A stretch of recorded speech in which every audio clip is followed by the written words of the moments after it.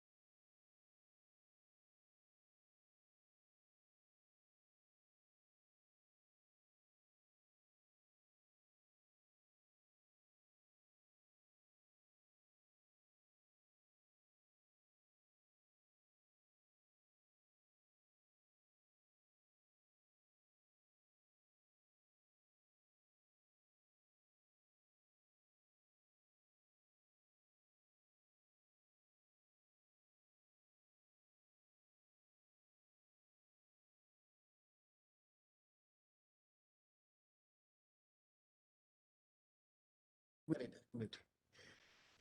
Hello Am I audible? Hello? Sir, थोड़ी देर बाद बात करते हैं. Hello? Am I audible? Okay. Yeah, thank you, Prabhat. Hello. Yes, yes. Powering on. Connected. हाँ, Sriparna, I'm audible. Yes, yes, yes. You are audible.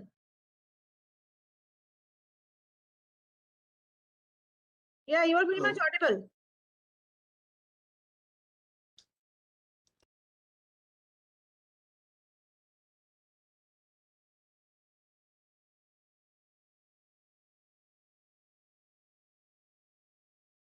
Good afternoon, everyone. Good afternoon, Dr. Suparna. So I think we already have, let me first give you the permissions. I think I have permission. Let me just check. Yeah, can you see my screen? Yes, yes, I am able to see your screen. Okay.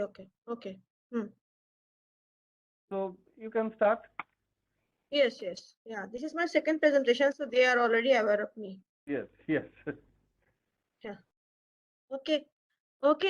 A very good afternoon to all of you. So today I would like to, I hope my screen is visible and I am fully audible. So if there will be any problem, like for the last time you interrupted me, you send me some messages, so that you can easily do. And yes, so basically today I will talk about the dialogue systems. So yesterday also there was I think there was a talk on dialogue systems. So today I will discuss about some other components of dialogue systems. So as you know that I am currently an associate professor and also head of the Department of Computer Science and Engineering. So I am from IIT Patna, and this is my web page. So some papers related to this particular topic you can easily see from my web page. And these are my email addresses. So if there will be any question or doubts regarding my talk, you can reach out to me. So this is basically the overview of today's talk. So I'll be talking about the dialogue. What do we mean by dialogue? What is a dialogue system? What do you mean by dialogue act classification? Then intent detection and slot filling. What are the meanings of this? Then I will discuss about the dialogue management strategies. So what is a dialogue management strategies and some recently developed dialogue management strategies. And then we will also show you how sentiment and emotion information can help us in building a good dialogue policy. And dialogue policy learning using transfer learning and the hierarchical reinforcement learning.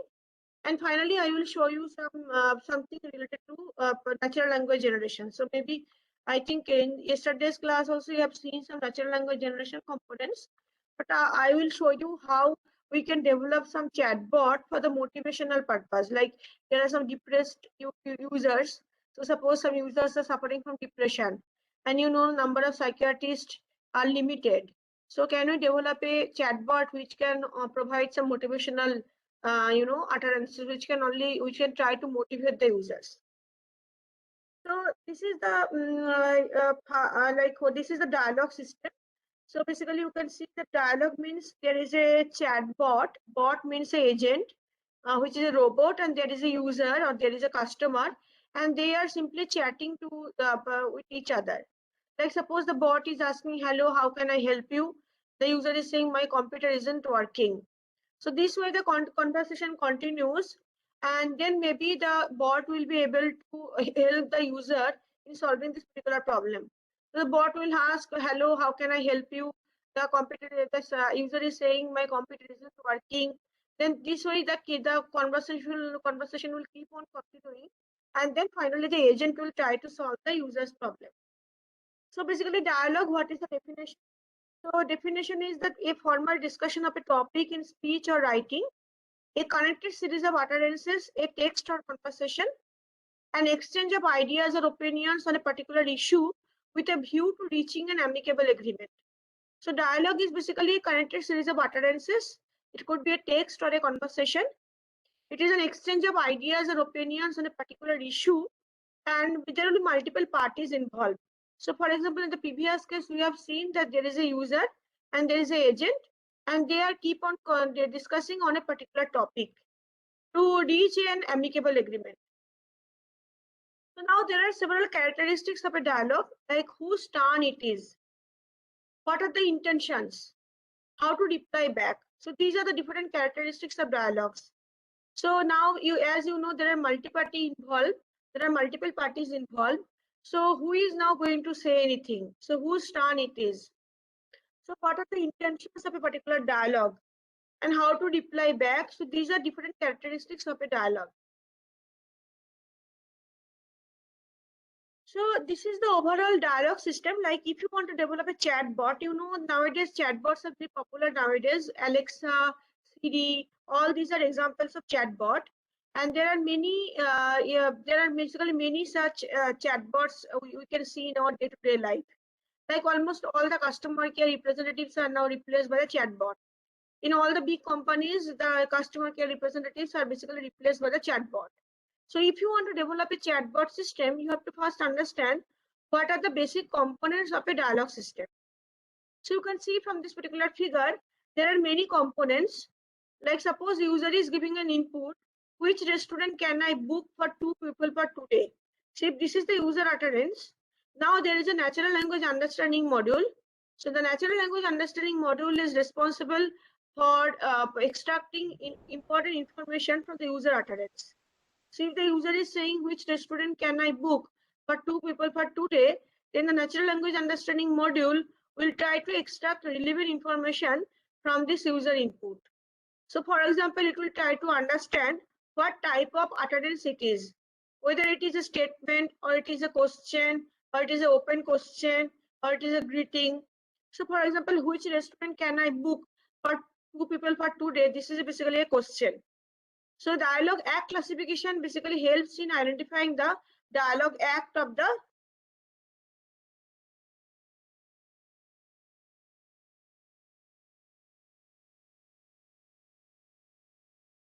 So basically, you know that this is there are three components of the natural language understanding module: dialogue act classification, intent classification, and the slot filling.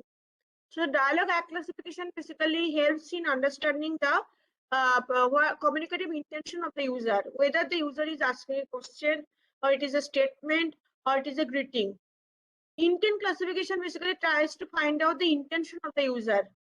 So for example, here user is trying to book a restaurant, or sometimes user is interested in knowing the price of the restaurant, price of a particular food.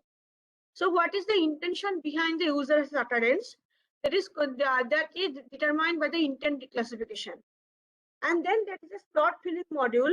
So slot filling module is basically identifying different information from a particular user utterance. Like which restaurant can I book for 2 people for today? Here the important slots are that 2 people and today. So basically user is interested in booking a restaurant for 2 people and the day is basically today. So this is the slot, these are the information collected from the slot filling module.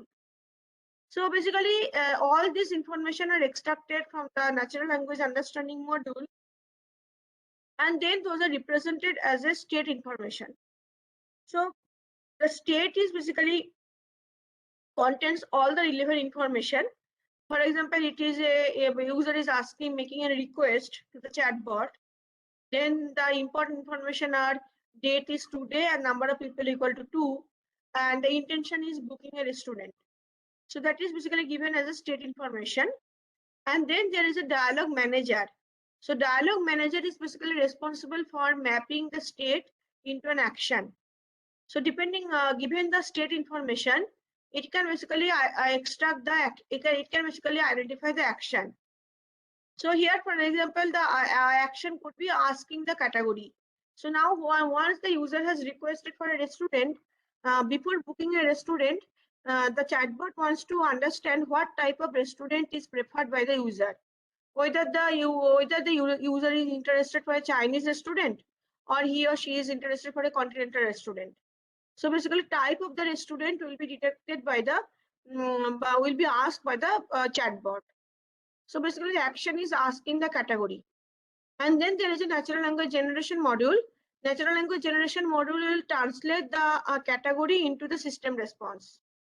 So this is the overall view of the dialogue system. So you can see the dialogue system is having a natural language understanding module. Then there is a dialogue manager.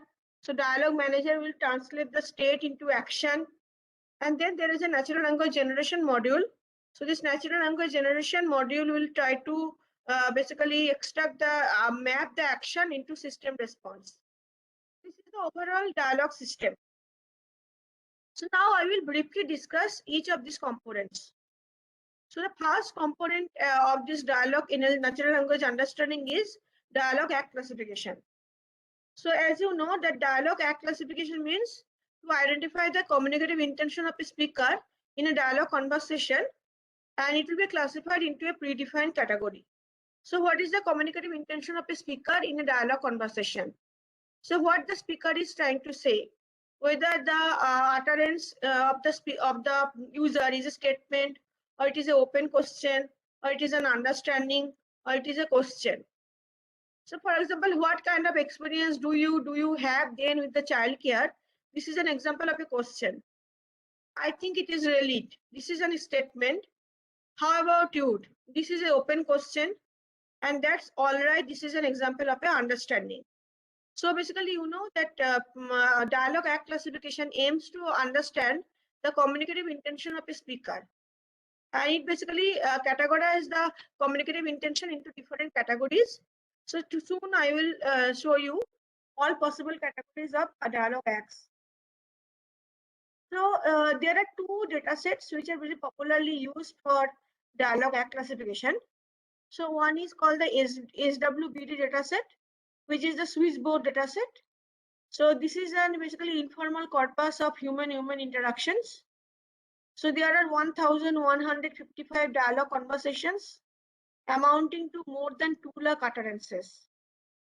So there are 42 different dialogue acts in this particular data set. And trends is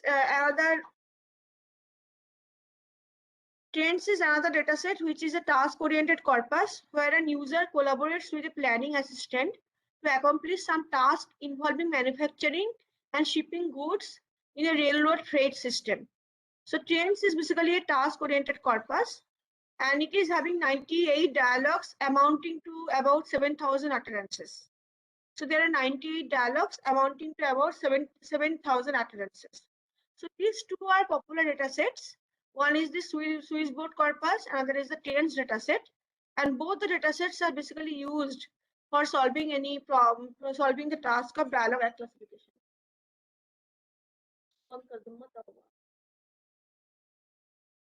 So basically now I will discuss about some machine learning and deep learning frameworks for task-oriented dialogue act classification.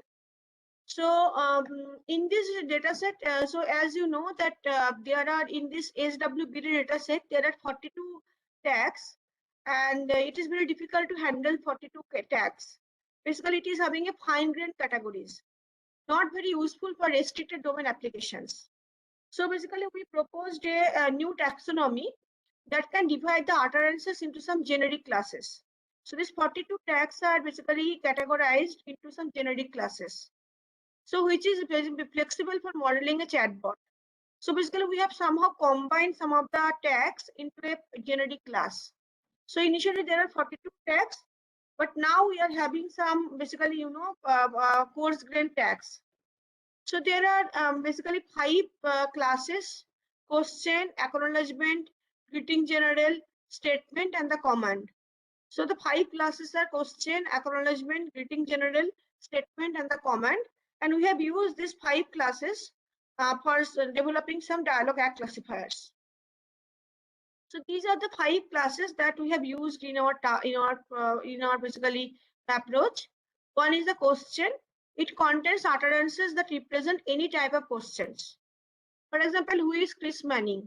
So this is an example of a question.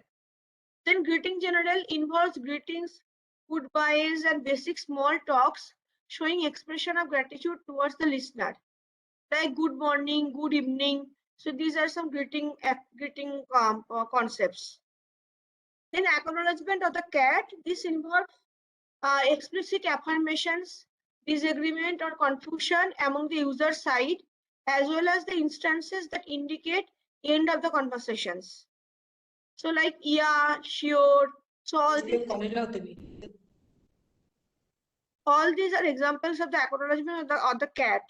So this involves explicit affirmations, disagreement or confusion from the user side, as well as the instances that indicate end of conversation.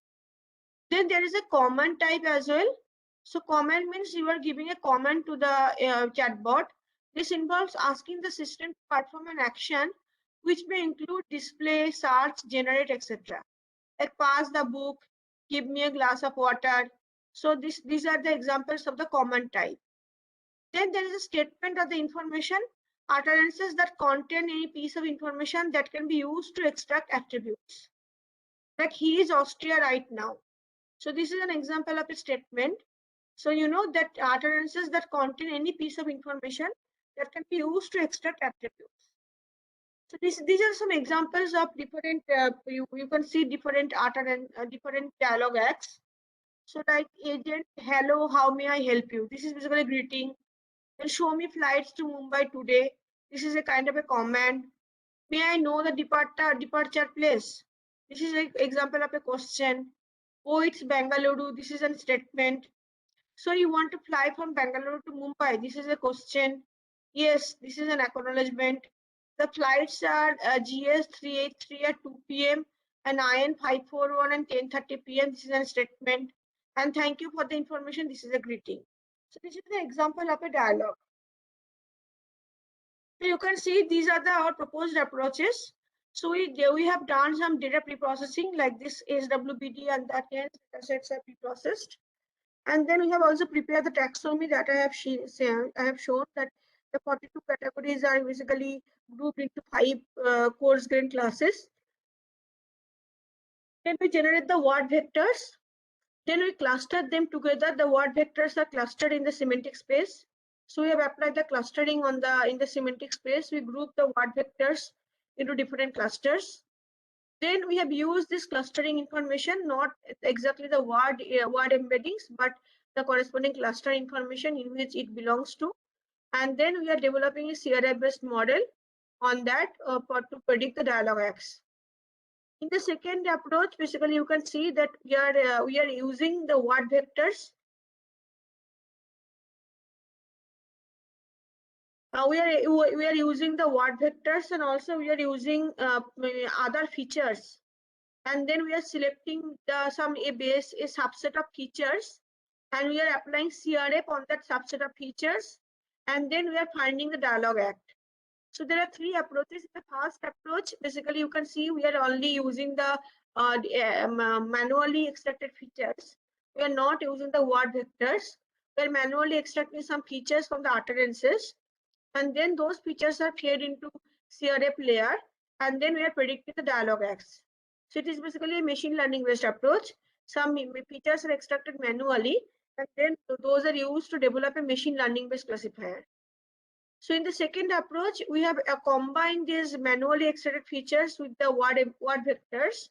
So word embeddings are combined with the handcrafted features, and then we select the base features from them by using the feature selection technique. And then the selected features are fed to a CRF layer to predict the dialogue act. Now in the third approach, word vectors are clustered and we are generating different groups. Now each word is represented by the cluster. We are not using exactly the vector representation of the word, but we are using the cluster ID to represent a particular word. And then we are passing through the CRF layer to predict the dialogue act. There are 3 methodologies that we have developed here. In the methodology 1, as I mentioned, this is a machine learning based approach. Here it is a sequence leveling task, because you know that the output of a particular utterance depends on the output of the previous utterance. Like if the output of the current utterance is greeting, then maybe the next utterance will also be greeting, because if the user will greet the virtual agent will also try to greet the user. So that's why it is a sequence leveling task. The outputs of different utterances are somehow, connected or depending on each other. So we have used the classifier as the conditional random field of the CRF, and then we have extracted different manual features like lemma form of the words, lemma bigrams, part of speech tags and their bigrams, the speaker information, and then there are some class specific features. Like for question, we are checking whether any of these W1 WH words are present or not.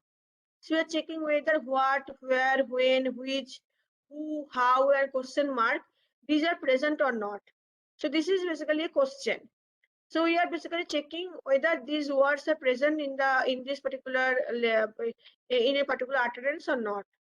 Then for identifying the greeting general, we are checking whether the words like sorry, thank you, hello, hi, etc. are present in the utterance or not. And for cat or the for the cat, we have to check whether the hua, okay, yes, no, ooh, these words are present in the utterance or not. So these are some class specific features. These are used to improve the performance of the target class. All these features are basically manually checked or manually extracted, and then we have used these features to train a CRF classifier, and then we are reporting the results. So to improve the accuracy and identify important and contributing features, basically, there are so many features. So maybe all the features, if you combine all the features, maybe all the features may not give you the best result. So we need to basically identify the important set of features. So you have to apply forward feature selection or the backward feature selection, and you have to carefully select a subset of features. So conducted in a forward, so we have to do some ablation study. We have to conduct an ablation study in a forward direction. The features are combined one after the other.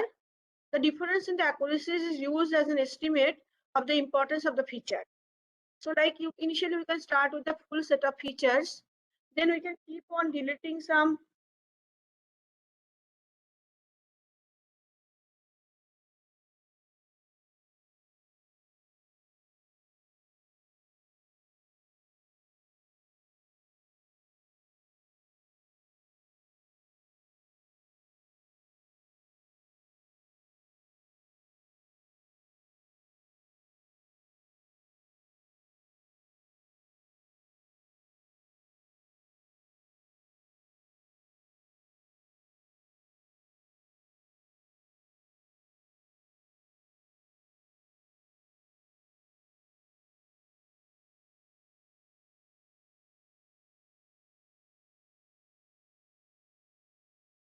So basically we have done a basically ablation study. We have added features one after another, and then we have checked the importance of these features. The difference in the accuracies is used as an estimate of the importance of the feature. The best performing features are taken and rest of the features are dropped to reduce the complexity. There is a methodology 2. So as I mentioned, in a methodology 2, we have used the same thing, but now we are using the word embeddings. So word embeddings, we are basically, as a classifier, we have used the conditional random field, and we are generating the embeddings of the corresponding words, and also base performing features obtained from the ablation study. So from the previous ablation study, we have identified manually which feature set is the basically maximum. Like these are the set of features. So we have identified a subset of features which are performing the best. So then this subset is basically added with the what to break, and then we pass them through the CRF layer. So word embeddings of the corresponding words and base performing features obtained from the ablation study. So pretend Google News word embeddings of dimension 300 are used. You know the word embeddings, so word vectors basically give us the embedding representations of the words. So basically, we are generating word embeddings, and we are also adding the other features which are obtained from the ablation study, like all these these features, as I mentioned, the lemma of the word, lemma bigram, part of speech and their bigram, the speaker information, some class specific features. So all these features are added with the word embeddings, and then this concatenated feature vector is passed through the CRF classifier to perform the classification task. Now in the methodology 3, you know that we are here, we are not exactly using the word embeddings of the words, but we are somehow, clustering the word embeddings. So we are grouping the words based on the word embeddings in the semantic space. Now if some words are somehow similar, semantically similar, they will be in a single cluster. So the cluster ID will be used to replace the word. So what cluster IDs of the corresponding words will be used? Base performing features obtained from the ablation study, lemma, bigram, lemma unigram, lemma bigram, part of speech unigram, part of speech bigram. So all these features, and as well as the cluster IDs of the words. So each word will belong to a cluster. So basically, we are applying clustering on the semantic space. So word vectors we are generating, and then we are applying clustering on the semantic space. So each word is having a cluster ID. We are adding this cluster ID information with the other features, and then we are passing them to the CRF. So like this is the thing that suppose we have the word sentence show me flights from Genova to Baltimore. So these are the word vectors. So initially we have used the word to vec model. So showing having a word to vec word vector, me is having a word vector. Each word vector is of 300 dimensions. And now we are applying k-means clustering technique to group the similar words into different clusters.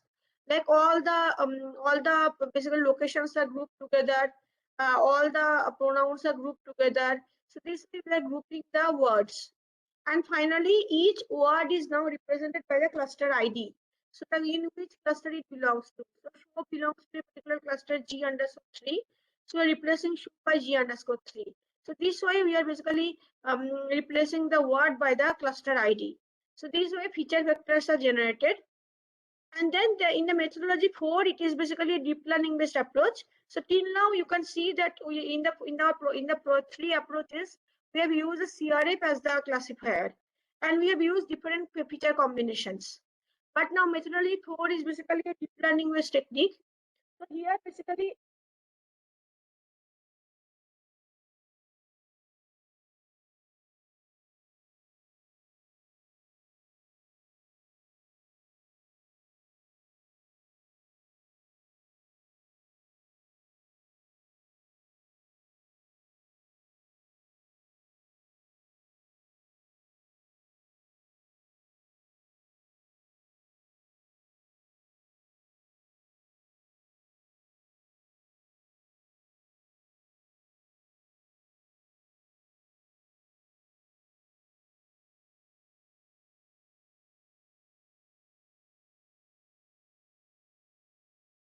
basically you can see that these are the deep learning based. We have used the deep learning based model. So there are different baselines.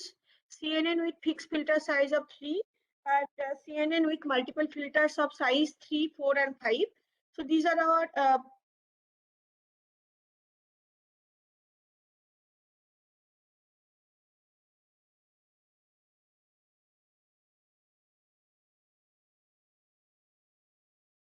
CNN with fixed filter size of 3 and CNN with multiple filters of size 3, 4, and 5. So to the baseline, variants of RNN such as LSTM were incorporated. Finally, features such as part of speech and cluster IDs were augmented with the system.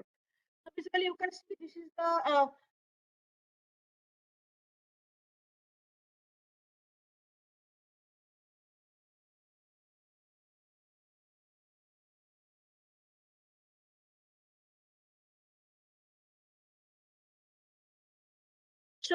we have used this CNN based architecture. So CNN with fixed filter size of 3 and CNN with multiple filters of size 3, 4, and 5. And to the baseline, variants of RNN such as LSTM were incorporated. And finally, features such as part of speech cluster IDs were augmented with the system. These are the methodology. So this is our proposed architecture. So you can see that input is the sentences. Then we have the word embeddings and the part of speech and the cluster embeddings. And then these word embeddings are basically passed through the convolutional layer. So we have these 3 by 3 and the 4 by 5 by 5 convolutional layers. And then we also have the part of speech or the cluster embedding. And then we are concatenating them all together, and then we are passing to the RNN layers, and finally to the dense layers to predict the output. This is the proposed architecture. You can see that input is a set of sentences, and then we are having the word embeddings, and we are also adding the part of speech or the cluster embeddings, and then word embeddings are passed through the CNN. You can see the same convolutional layers, and basically we are concatenating them together and passing through the RNN unit and the dense layers to predict the output. So these are the results you can see for the switchboard purpose, and also with the proposed tax set and with the original tax set. So as I mentioned in the switchboard. So Vivek, the idea is that you can see that convolutional layer CNN basically helps us in identifying some character level features.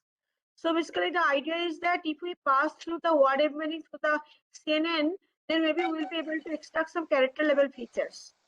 So basically we want to extract some character level features, and then we want to concatenate them together. So we have used the different filter sizes to extract different types of character level features. So why CRF is used? I told you that this is a sequence labeling task. So like if you see this example, like hello, how may I help you? This is this is basically greeting. So there is a relationship between the classes. Like after like you can see like after question, you can expect statement, because if the agent is asking a question, then the next the user will be answering the question. So it will be a kind of statement only. So basically, sequence matters. The sequence in which you are predicting the output classes basically matters a lot. So the outputs are somehow connected to each other. So basically that's why it is called CRF, because CRF considers the sequence information. So it has the capability of considering the previous utterance output as well. So that CRF is basically having that capability. So it can basically consider the historical output tags.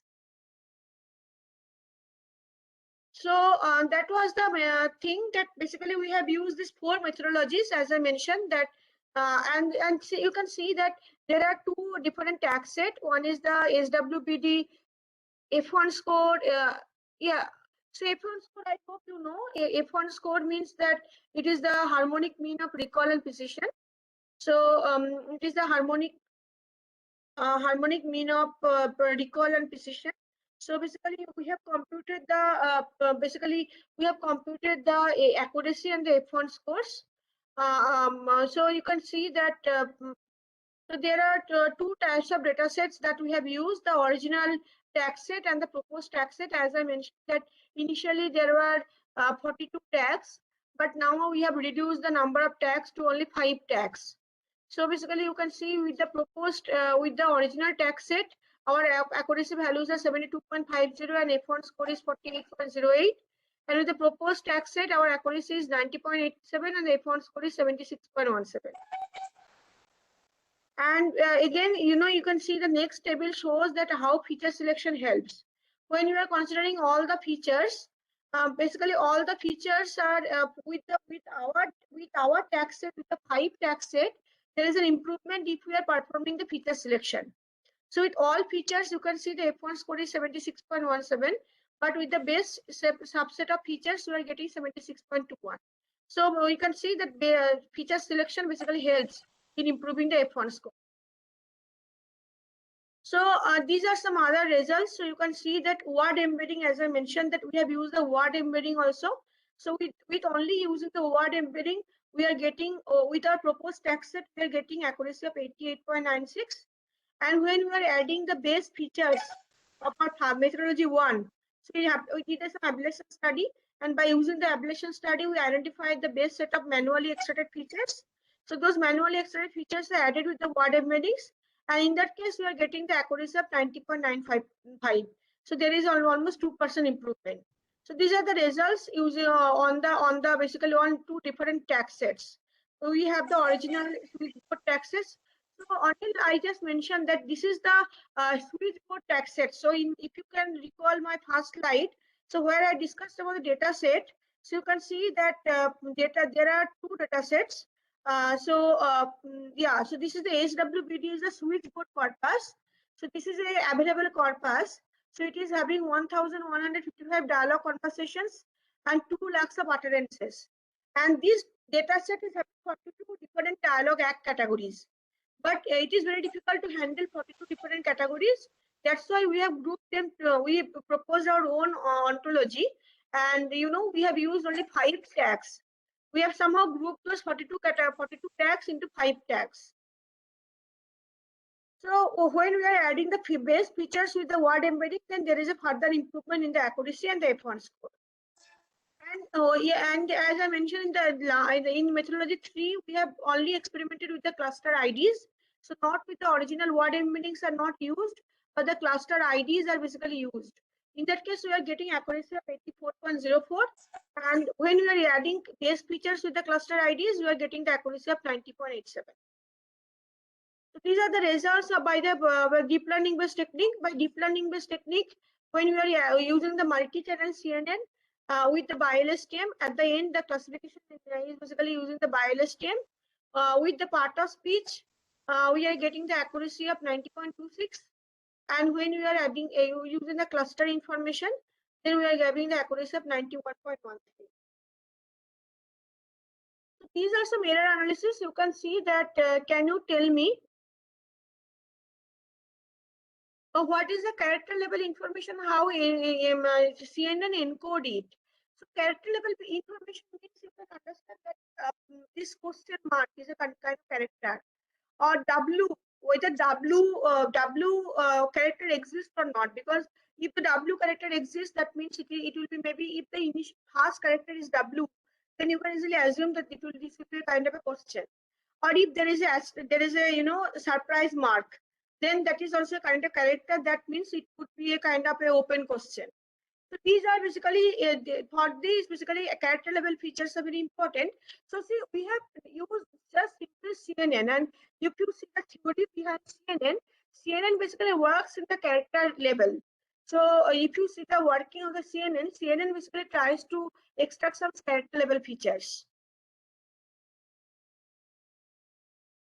So these are some error analysis. So you can see that, can you tell me the way to Patna? So originally it is a question, but basically here the predicted is a command. So basically the system is confused with the literal meaning of can you. So can you could be used for a question, but can you could be a command, or can you could be a part of the question as well.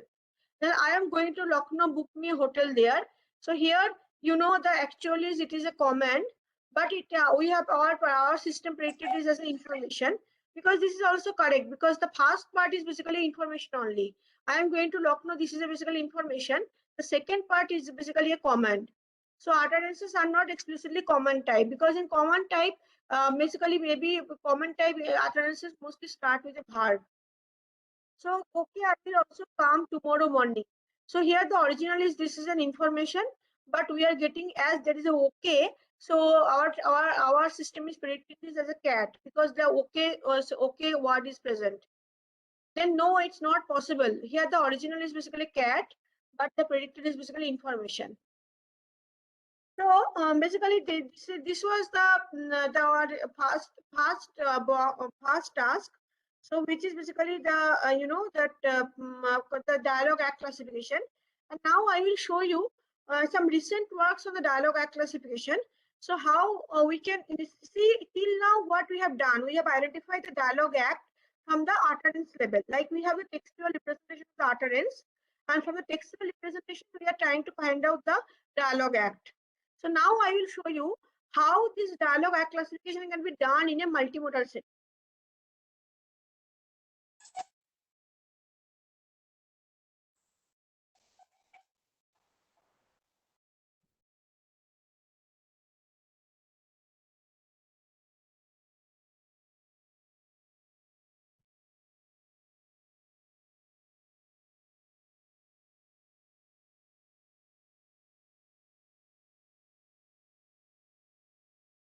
So this is this is the work where basically we have used a multimodal information for developing a dialogue act classification framework. So here, what is the motivation? So the motivation is that primarily all the works in dialogue act classification limit themselves to analyze only the textual modality. So if you see almost all the works in the dialogue act classification, they are mostly relying on the textual information. So like the non-verbal features like change of tone, facial expression, etc., can provide useful cues to identify dialogue acts, thus stressing the role of incorporating multimodal inputs into the task. So basically, you can see that we are primarily all the works in DSE limit themselves to utilizing only the textual modality, and there are different non-verbal features like the change of tone, facial expression, etc. They can also provide useful information to identify the dialogue acts. So basically, when we are talking, that time our facial expressions, our tone information can also help in understanding what is the communicative intention of the user. Like okay, sure, yeah, right. So whether these are agreement or disagreement, that can easily be understood by our, by our other features. Like if you are only seeing the textual feature, textual utterance, then maybe you will not be able to understand whether okay, sure, or yeah, right, these are treated as an agreement or disagreement. But by seeing the facial expressions or the audio tones, you can easily separate between the agreement and a disagreement. So basically non-verbal features like the change of tone on the facial expression can provide some useful information to identify the dialogue act, thus stressing the role of incorporating multimodal input into the task. So this is our basically hypothesis. So our hypothesis is that we should not only rely on the textual description of the utterance, but we should also rely on the other features like the tone information or the facial expression or the our facial expression, etc. And the second thing is that emotional state of the speaker has a substantial effect on the pragmatic content. So whether the user is sad or whether the user is angry, depending on that, we can easily differentiate whether, if suppose the user is angry and saying okay sure, then that means it is a kind of disagreement. But if the user is sad and saying okay sure, then this is a kind of agreement. So the emotional state of the user plays a very important role in understanding the communicative intention. So mostly in expressive dialogue acts like greeting, thanking, apologizing, etc., speaker's emotion can assist in recognizing communicative intention. So in this particular work, we have proposed a attention-based multitask, multimodal framework. So why multitask? Because now we will try to simultaneously solve two tasks. One is the dialogue act classification, which I have already described, and the second task is the emotion detection. Because as I mentioned, the hypothesis is that emotional state of the user has an impact in the communicative intention. So these are the two tasks. So emotion detection and the dialogue act classification. So basically, then basically that's why we have developed a multitask framework, and this is also multimodal in nature, because now we will not only rely on the textual modality but also audio and the video signals. Basically, these audio signals will capture the tone information, and the video signals will capture the facial expressions, gaze, eye movements, etc. So basically, here as I mentioned, that we proposed a multitask, multimodal approach for solving the dialogue act classification task. Here, dialogue act classification is our primary task, and the emotion recognition is our auxiliary task. So with the help of the emotion recognition, our aim is to improve the dialogue act classification. One second.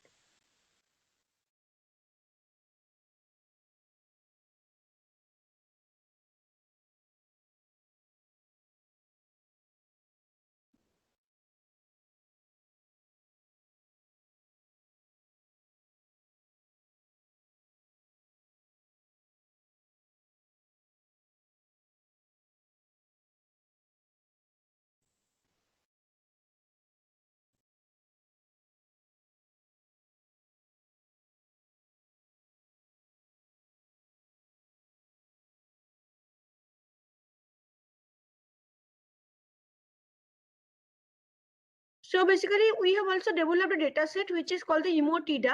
So this is basically a multimodal emotional data set, multimodal data set. So where we have the text information, audio, and the video information, and each utterance is basically tagged with two labels: one for the emotion, one for the emotion, and the second is for the dialogue act. So we have curated a new dataset, multimodal emotion DA, with a high quality annotations of DAs, including emotionally aided cues for facilitating research in multimodal DSC, and lead to a novel subtask called the emotion aware DSC. So we have established that multitasking and multimodality boosted the identification of DAs compared to its single task and unimodal DSC variants. So this is about the dataset collection. So this is about the dataset. Am I not audible now? Audible, ma'am. Audible, madam. Yeah, so this is about the dataset collection. So as I mentioned that we are developing a new dataset which is called the EMOTIDA. So this EMOTIDA, there was no existing dataset which is multimodal in nature, and also having labels, emotion labels, and the dialogue act labels present. So our main motivation was to develop a multimodal dataset where dialogue acts and the emotion labels are all present. It has charged a lot for some multimodal datasets, and we have seen that there are two multimodal emotion detection datasets. which are called the IMOCAP and the mailed. So these data sets are already annotated with the emotion labels, but those are not annotated with the dialogue acts. So as you have seen, that switchboard corpus is having 42 dialogue acts. And basically, you know that we have already, we have not used this 42 dialogue acts. We have used 12 most commonly occurring tags to annotate the utterances of the emotida. So these 12 chosen tags are greeting, question, answer, statement opinion, statement non-opinion, apology, comment, agreement, disagreement, acknowledgement, back channel, and the others. So these are the 12 chosen tags: greeting, question, answer, statement opinion, statement non-opinion, apology, comment, agreement, disagreement, acknowledgement, back channel, and the others. So to remove the discrepancy in the number of emotion tags for IMOCAM and mail dataset, the joy tag of the mail dataset was mapped to happy tag of the IMOCAP, and to finally settle on 10 emotion tags from the IMOCAP for the emotida dataset. Because these are the two separate datasets, IMOCAP and the mail. There was some differences in the emotion levels. So basically we did some mapping. So basically now the conversations of the IMOCAP and the mail are manually annotated with the dialogue act.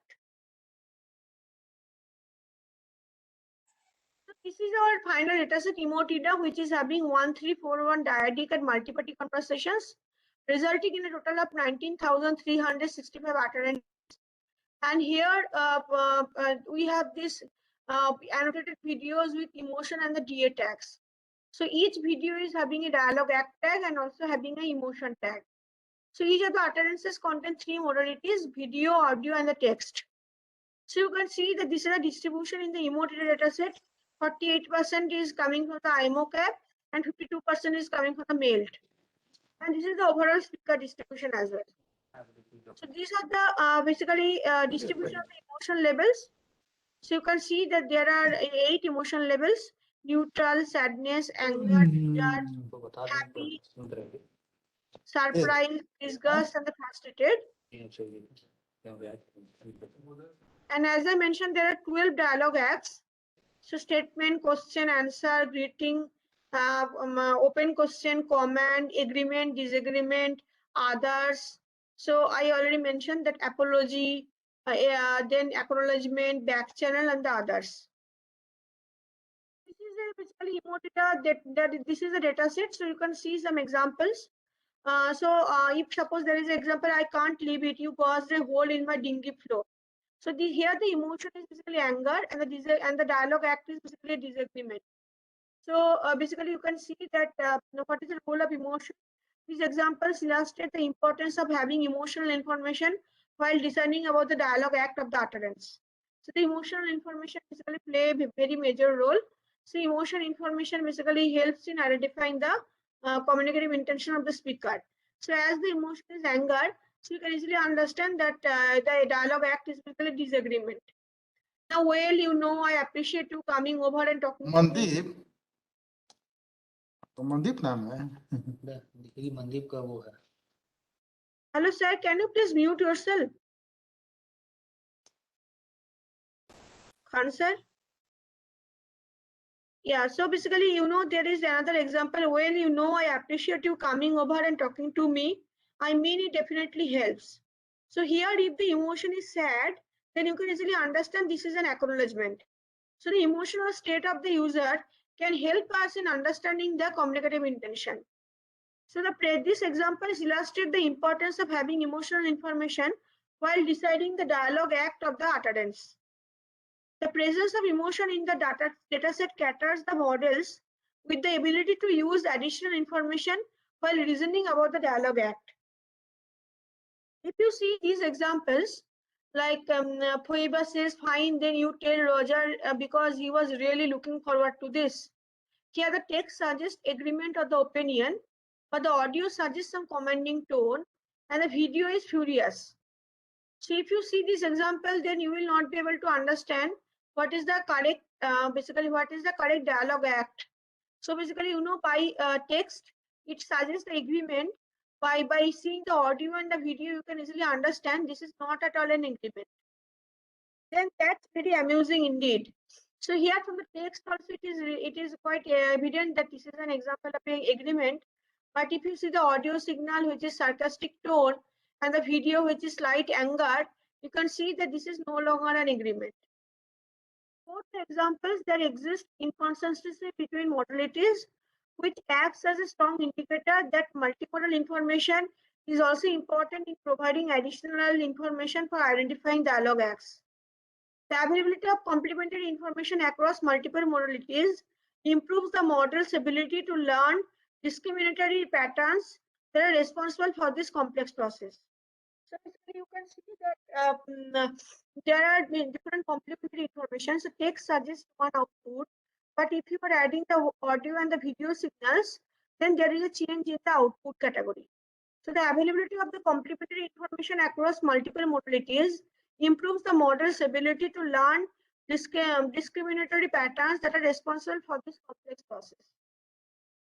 Now what we have done, we have basically extracted some features.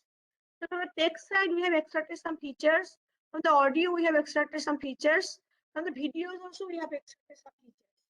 So different sets of features are basically extracted. So you can see that for the textual features, the transcriptions available for each video from the source of the textual modality. So we have used the globe embedding, and by using the globe embedding, the utterances are represented in a vector form. So word embeddings of each word are concatenated to obtain a final utterance representation. For the audio features, we are basically passing through the Open Smile, which is an open source software, and features are concatenated together to form a 256 dimensional representation for each window, and we are basically breaking the audio signals into different windows. And for each window, we are generating a feature vector, and then we are concatenating these feature vectors to generate a feature vector for the audio signals. Then there is a video features. So here to generate the visual features, a pool layer of an ImageNet pretend ResNet 152 is used. So basically we have extracted some frames from the videos, and then those frames are treated as the images. We pass them to some ResNet, and we are extracting some image features from each frame. And then we have again taken the average of all the frames to generate the video features. So basically, you can see that 3 individual bias streams to learn different semantic dependency features. So now, after generating the embeddings, the globe embeddings, those text representations are passed through 3 bias stream layers, and audio and video features are passed through the fully connected layers. Then we have incorporated some attention mechanisms. So self-attention, intermodal attention, and the inter-task attention. So these attentions are used to align the audio and the video, or the audio and the text, and the video and text all together. Because you know those are representing different types of informations. So for the alignment, the attention mechanisms are used. So finally, we are concatenating these attention vectors, and then we are generating representations for dialogue act, a final representation of the dialogue act, and a final representation for the emotion. So there is a sentence representation for the dialogue act, and there is a sentence representation for the emotion. And then we are basically passing them through, you can see that there is a classification layer. So we are passing them through some individual layers to predict the dialogue act as well as the emotions. So the dialogue acts are passed through the classification layer of the dialogue act, and the emotion features are passed through the classification layers of the emotion, and we are generating the appropriate dialogue act and the appropriate emotion. So you can see that we have experimented with the emotive dataset. Emotive dataset is having 2 components, the adic and the multi-party conversations. And as I mentioned, there are 2 tasks, dialogue act. Either we are solving the dialogue act task, or we are solving both tasks together, dialogue act plus the emotion recognition. So either we are having a single task framework, or we are having a multitask framework. So now you can see that we did a ablation study. So either we are considering the individual modality, like text only with text modality, what is the result? With audio modality, what is the result? With only video modality, what is the result?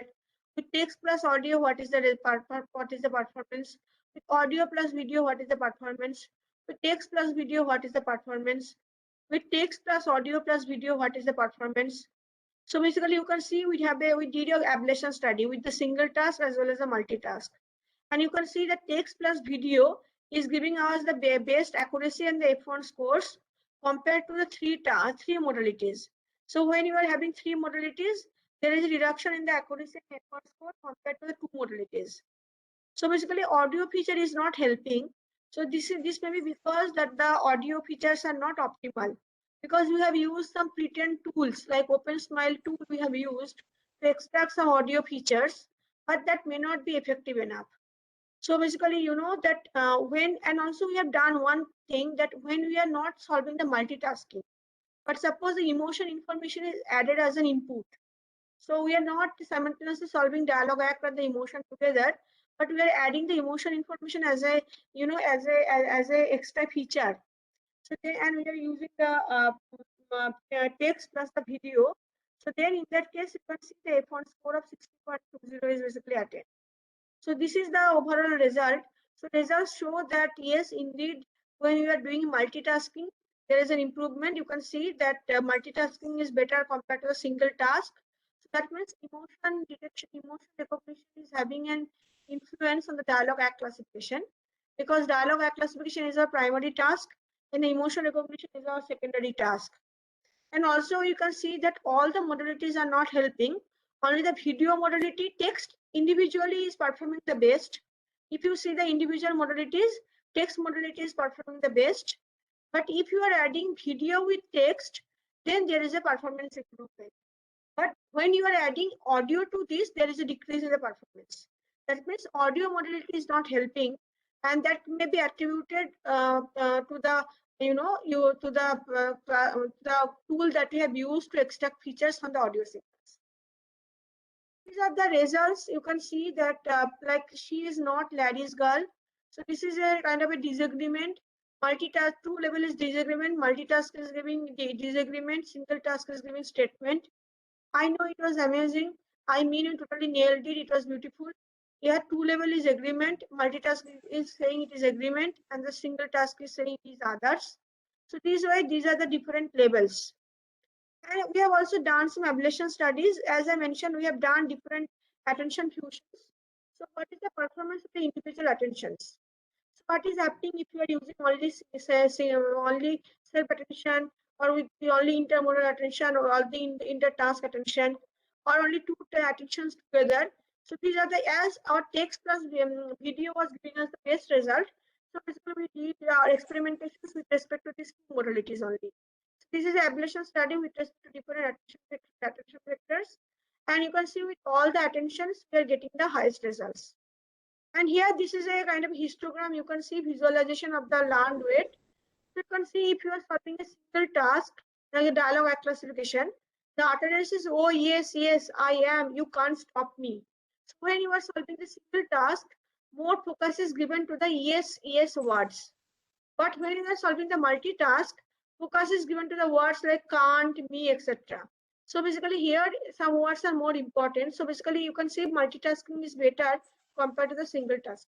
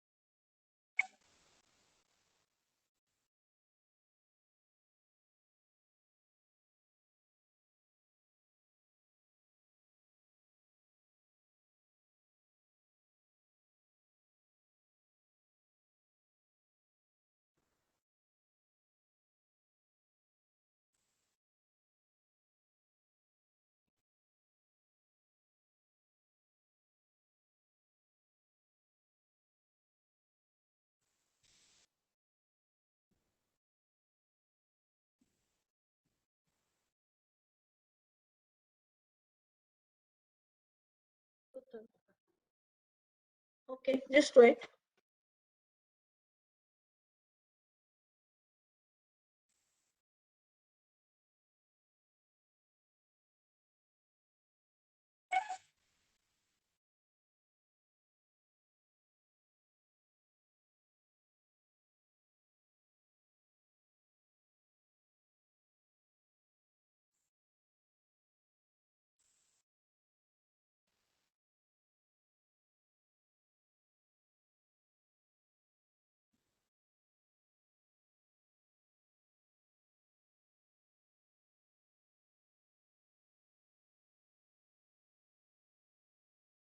Okay, so now I will discuss about other two components of the NLU module, which is one is called the intent detection and other is called the slot filling.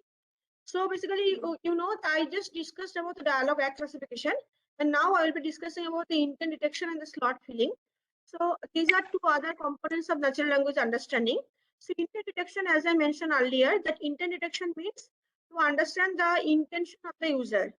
Like if the user is saying that first class fares from Boston to Hanover, then here the intent is basically understanding basically airfare. So user is interested in knowing the airfare.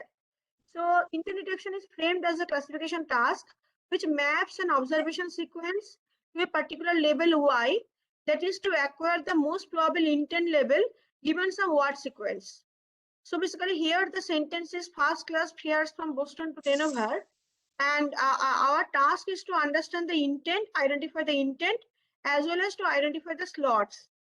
So like you know that the first is B class type, then class is I class type, Boston is B from location, Hanover is B2 location.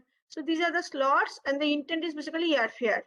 So intent detection is framed as a classification task which maps an observation sequence to a particular label Y, that is to acquire the most probable intent label given some word sequence.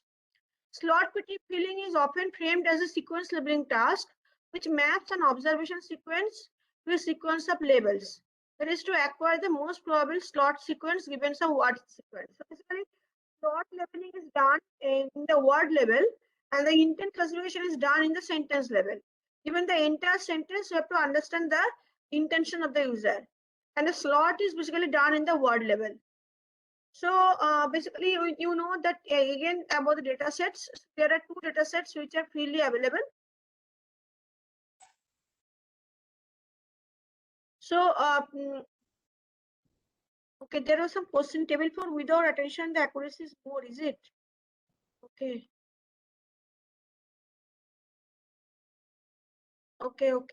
Okay. So what was the Krishna? What your question was that how did you evaluated this KQV? So evaluated means that we calculated the K, Q, and V. So as I mentioned that maybe the process is, this is the query, key, and value. Okay. So you can see my paper.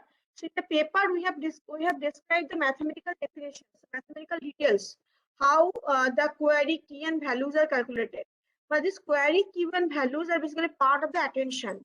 So when we are comparing the self attention or the intermodal attention or the inter-task attention, so basically intermodal attention means aligning different modalities. And inter-task means that given a particular task, we have to align the vectors with each other. So basically, we have calculated the mathematical descriptions. Here we have not, I have not added, but you can see this paper. So this paper is this paper. I think it was in the beginning I mentioned. So this paper is, yeah. So this paper is accepted in ACL 2020. So you can search with the title like towards emotion-aided multimodal dialogue act classification with the authors, and it is accepted in ACL 2020, which is a top tier conference in the field of natural language processing. So you can start with this paper, and then you can easily get, I think you will get the equations for this. And in table 4, without attention is giving better result. With table 2, with no, so this is the with all attention. So sorry. This means with all the attentions. So here we did a ablation study with different attentions. Like either we are using the self attention or the intermodal attention or the inter-task attention, then self attention plus intermodal attention together. self-attention plus inter-task attention together, intermodal attention, inter-task attention together. And this means this last row indicates that all the attentions are there, SA plus IMA plus ITA. That gives us the best accuracy and the best results. Okay. So yeah, so now let me discuss about the intent and the slot filling. So the data sets available for intent and slot are called the ATIS dataset. So basically, you know that it contains user utterances related to the air travel information system. So ATIS stands for Air Travel Information System, and there is a SNP dataset which contain several day-to-day user common categories like play, song, book, a restaurant, etc.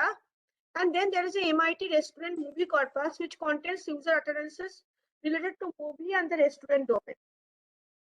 So now this is the basically, you know, this is the proposed work that we have done for intent classification and the slot filling.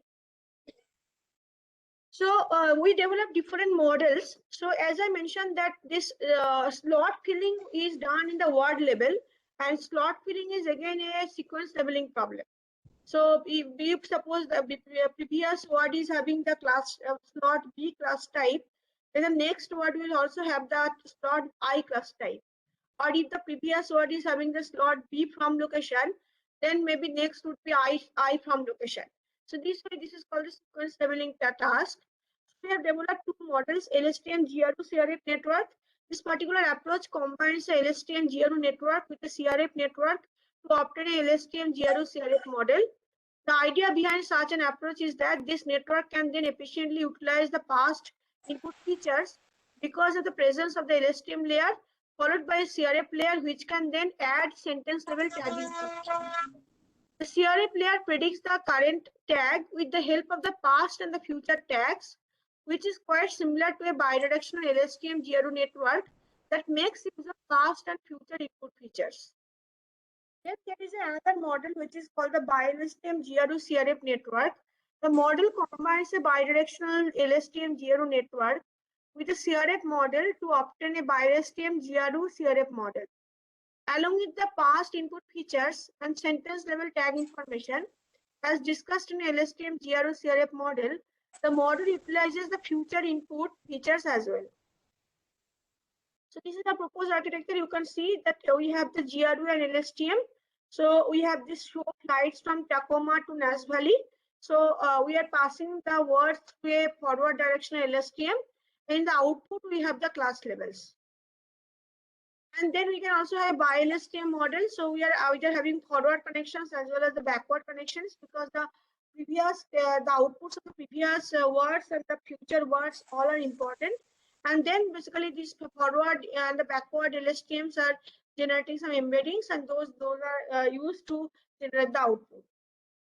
So these are the results. You can see we have used different possible architectures: simple LSTM, simple GRU, simple bi-LSTM, simple bi-GRU, only by using the machine learning classifier CRF, then LSTM followed by CRF, GRU followed by CRF, bi-LSTM followed by CRF, bi-GRU followed by CRF. And you can see that bi-LSTM followed by CRF is giving us the best accuracy and the best F1 score. So we are getting 97% F1 score and the 98.15% accuracy. So this was about the intent and the slot detection. So now I will discuss about another important component of dialogue system, which is basically called the dialogue manager. So as I mentioned, that dialogue manager is responsible for taking input from the natural language understanding module, and then basically it basically maps this input to an action. So depending on the input, it basically takes an action. So the main function of the dialogue management component is to control the flow of the dialogue. So this involves the following task. So determining whether sufficient information has been elicited from the user in order to take a suitable action. So suppose user has expressed some information, so we can encode those information in the form of a string, and then according to the state information, we can select an action. So we can execute an action, we can communicate with an application, we can communicate with the user. So basically, dialogue manager is responsible for picking up an action based on the state information. So this is the reinforcement learning. So basically dialogue manager is mostly modeled using reinforcement learning. So reinforcement learning is a new paradigm of machine learning. You know, reinforcement learning allows the machine or software agent to learn its ideal behavior based on feedback from the environment. These are rewards. So like there is an agent, which is the dialogue agent.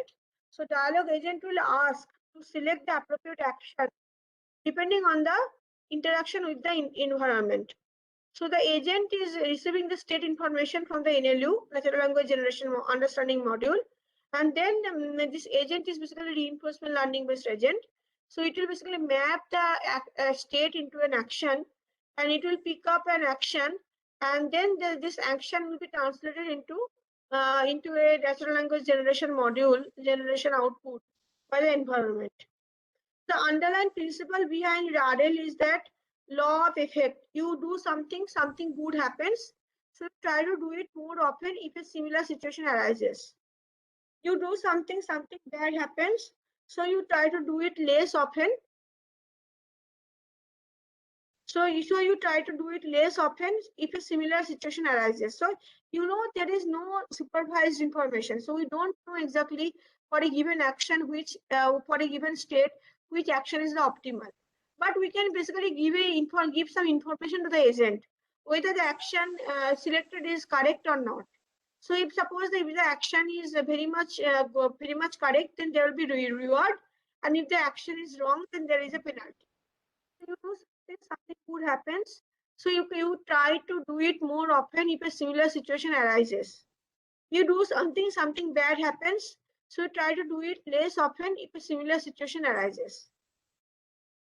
Why RL? So currently the dialogue management strategy employed is completely rule based. So you know that, but here the inclusion of RL can minimize the use of the handcrafting rules. It is basically data-driven approach, and also it exploits the recent advances in reinforcement learning and the deep learning, and it will help us in developing an end-to-end system. I already showed you the dialogue system. So there is a natural language understanding, then there is a dialogue manager, and there is a natural language generation module, and it can create an infrastructure that will be used across different domains. So this RL chatbot is having several components. The RL chatbot takes an action at a time t, which is converted into speech to text to speech unit. So basically the text is converted into speech by text to speech unit. So suppose there is utterance. That utterance is converted into speech information by text to speech unit. The user's response in the form of speech is converted to text by speech to text unit. So the output of the speech to text unit, the output of the STT unit is the observation OT is received by the chatbot. The user may either generate a reward signal explicitly, or it is derived from the user's response. So you know that either after each action there will be a reward, or maybe the reward can be calculated based on the sentiment expressed by the user. So for example, after an agent takes an action, if that action makes the user happy, then maybe there will be a positive reward. Otherwise, if the action makes the user unhappy, then there will be a negative reward.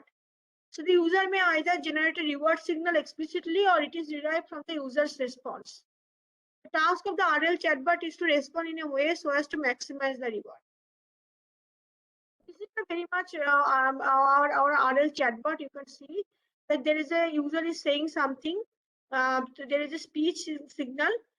Speech signal is translated into text, and then it is given to the chatbot, which is reinforcement learning based.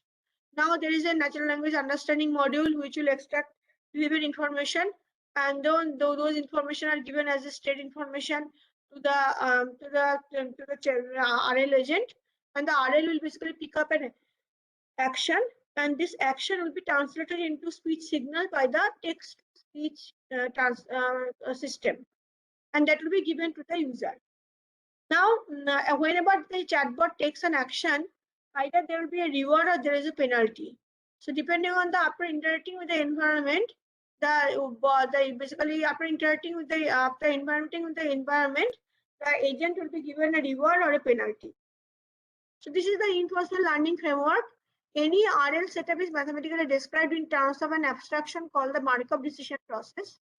So the Markov decision model is basically having different tuples S, A, R, P, rho. S is the finite state space. A is the finite action space.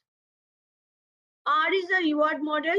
P is the transition model, and rho is the initial state distribution. So this is the tuple. So S is the finite state space. A is the finite action space. R is the reward model. P is the transition model. Rho is the initial state distribution. So the idea is to implement RL for learning dialogue strategies using the Q-learning algorithm. So there is a Q-learning algorithm. This Q-learning algorithm basically helps in understanding the correct mapping between state and the action. The main idea in Q-learning is that we can iteratively approximate the Q function using the Bellman equation via dynamic programming, but still slow. So there is a Bellman equation. So this Bellman equation can basically iteratively approximate the Q function by using the Q-learning algorithm. Hence, the Q function will be approximated using a neural network. What is the Q-learning? So Q-learning defines a function QSA, which represents the discounted future reward. When we perform action A in state S and continue optimally from that point on. So Q-learning defines a function QSA, which represents the discounted future reward when we perform action A on state S and continue optimally from that point on. The way to think about QSA is that it is the best possible score at the end of an episode after performing action A in state S. So basically Q is a kind of a quality measure. So Q basically measures the quality of the action given a state. If you want to select the action that results in the highest score at the end of an episode, then you have to pick the action which basically maximizes the Q value. Because we really don't know which action is the best for a current state. So Q value will give us an indication of the approximation. So Q value is basically a quality value. So this Q value will help us in understanding the quality of an action given a state. So we have to pick the action with the highest Q value. The main idea in Q-learning is that we can iteratively approximate the Q function using the Bellman equation. So this is the Bellman equation. Q of SA equal to reward plus discount factor. Then max, you have to select that particular action A dash, which is optimal given S and A. And then we have to find out the quality or the Q value of the. So after picking up the action A, we'll reach to S dash, and from S dash we'll be basically taking the particular action A dash, whose Q value is the maximum. So here gamma is a discount factor between 0 to 1.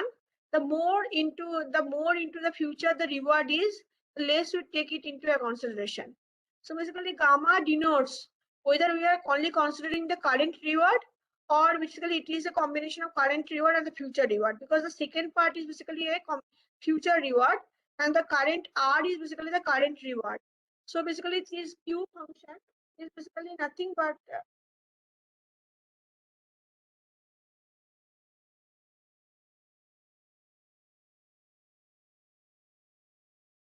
so basically this Q is the Q value is estimated by the Q learning algorithm. So there are two components, R plus gamma into a maximum of A dash Q S dash A dash. So we are given a particular state at the action A. Maybe we will move to S dash, and then we'll be selecting the action A dash for which the Q value is the maximum. So this is R equal plus gamma into max of A dash Q S dash A dash. Now, deep Q network can be used to approximate the Q value, Q function. So Q function has to be approximated. So deep neural networks can be used to approximate the Q value. In ERL, the Q function is implemented and approximated using neural network. That is, by acting as a function approximator, we can take any number of possible states that can be represented as a vector and learn to map them to Q values. The Q function of a DQN agent is parameterized as QSA theta I, where theta i's are the parameters of the weights of the neural network at iteration I. A Q network can be trained by minimizing a sequence of loss functions. So you can see that by deep neural network, we can try to approximate the value of the Q. We can also have a double deep Q network. So in the double, one issue with the DQN algorithm is that it is more likely to overestimate the Q function. So basically, we can use the double DQN algorithm for the same. Then there is a priority experience replay also. Here, the importance are given to the failed utterances. So utterances for which maybe the agent is not correctly able to pick the action, where there is a more penalty, those examples are giving more priority. Another concept that is acknowledged in the literature is how the experiences are used for training. When all the samples are treated alike, one of the aspects which gets ignored is that learning happens more from some transitions than from others. So this part of the priority experience replay is one such strategy that tries to leverage this fact by changing the sampling distribution. The main idea is that those transitions are preferred that do not fit well to the current estimate of the Q function, because these are some transitions from which maximum learning can happen. So basically, you can see that we have a hierarchical approach for efficient multi-intent. Basically, you can see that we have also developed a hierarchical approach for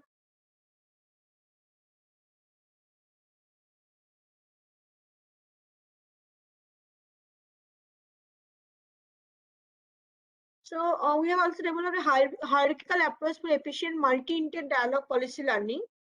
So here basically a hierarchical deep reinforcement learning based algorithm is used. So we have developed a hierarchical dialogue management strategy for task-oriented virtual agent. So it will be able to manage the multi-intent conversations, and it will be using the reinforcement learning. So what is the multi-intent? Multi-intent means in a particular utterance, there are multiple intents present. Like if you see this example, flights and cheapest fares from Pittsburgh to Dover, then there are two important intents, flight and the airfare. So intent captures the main communicative intention of the user utterances. Multi-intent captures more than one intentions present in a user utterance. So basically, if a utterance is having more than one intent, then that is an example of the multi-intent utterance. This is the thing. So you can see that basically there is a slot tracker. So as there are multiple intents, the slots corresponding to all the intents will be added in the global slot tracker. So maybe for a particular intent, some slots are important, but for the other intent, some other slots are important. So all the slots are basically added to form this global slot tracker. So now, depending on fast, we have to invoke for each intent, there is a deep queue network. And basically there is a hierarchical policy, like there is a intent meta policy. So this intent meta policy will basically pick a particular intent to be executed. So basically we have the multi-hot encoded intent state space. From there, a particular intent will be selected by a policy, and then the corresponding deep neural network will be invoked. And the task of the deep neural network is to basically chat with the user, and then it will try to gather all the relevant slot information from the user. So to and fro conversation of the PA and the user. So basically this intents will be communicated with the slot filling module and the natural language generation module. And then you can see that this is the thing that user is saying end up intent moving to next intent. So user is saying something, there is an intent module, and then it is basically identifying the intents from the user utterances. And there is this global slot tracker as well. So what is the network for the deep reinforcement agent? Train a set of networks where each network represents servicing a particular intent to complete a particular sub-dialogue. Each DRL network exhibits unique behavior while interacting with the user to complete the task optimally. And then basically it performs it basically calls the deep RL algorithm. So in the state space, there are, what is the state space? So basically our state is having two components, S1 and S2.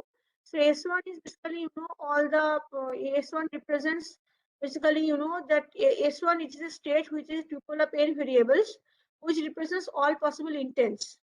and S2 is the all possible slots. And now S2 for each of the intents, S2 is a tuple of variables of the length equal to the number of slots required to be filled up for the particular intent. So basically, there are two types of state information. S1 is the collection of all the intents, and S2 is the collection of all the slots. So for each of the intents, S2 is a tuple of variables of the length equal to the number of slots required to be filled up for the particular intent. This state represents the bottom-up hierarchy of the dialog manager. These slot variables in turn correspond to confidence scores of different slots, which are the probability values outputted from the SF module, representing the confidence of the module in predicting different slot levels. There are different actions. In general, there are 21 actions, which are categorized into three main classes: ask, re-ask, and salutation. So such as ask class, re-ask, GCT, etc. So for the reward, we have used the different reward models. So for example, one reward is this: NS minus W1 into NS minus CS minus W2. So NS is the slot values present in the next state. So basically, probability values of the slots present in the next state. So NS is the summation of the confidence scores of all state variables in the state space S obtained after an action A. And CS is the summation of confidence for all the state variables in state vector S.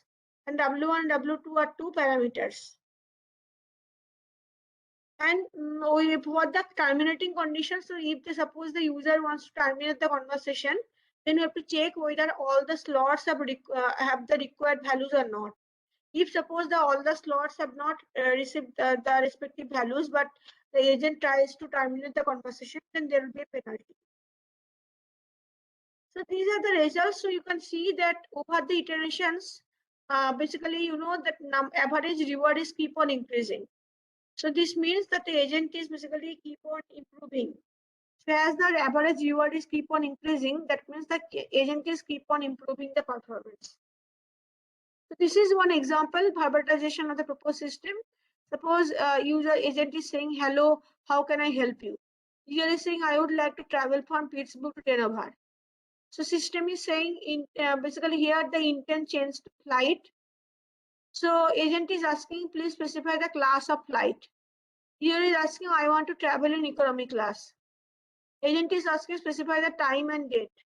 User is asking on 4th January at morning.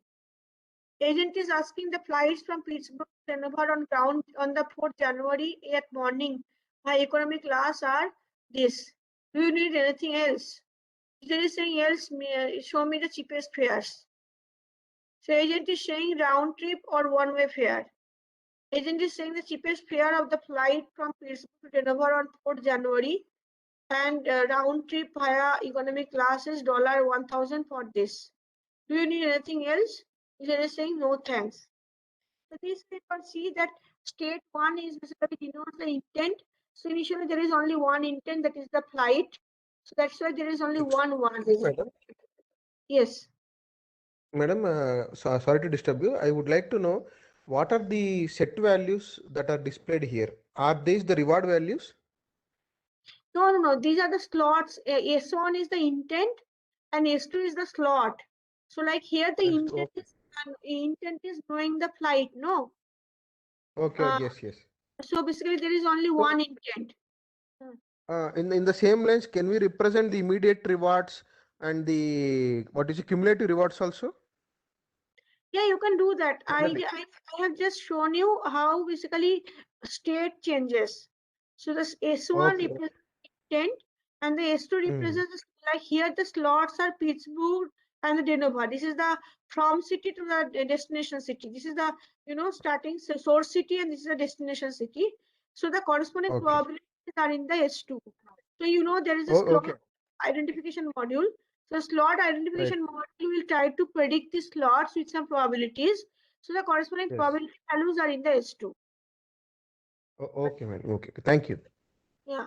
So like please specify the class of flight here. Again, that it is again asking about the flight only. So the intent remains the same.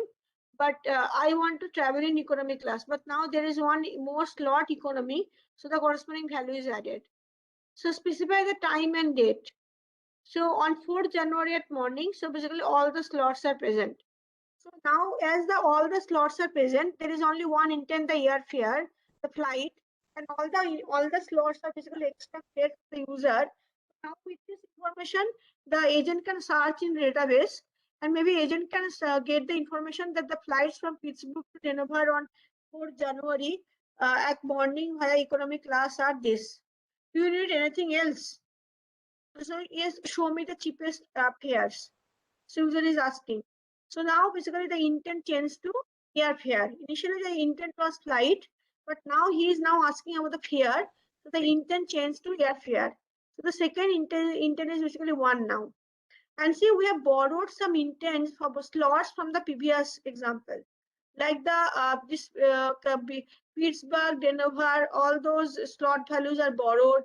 Then economy class, these values are also borrowed. Okay, sorry, these are also borrowed.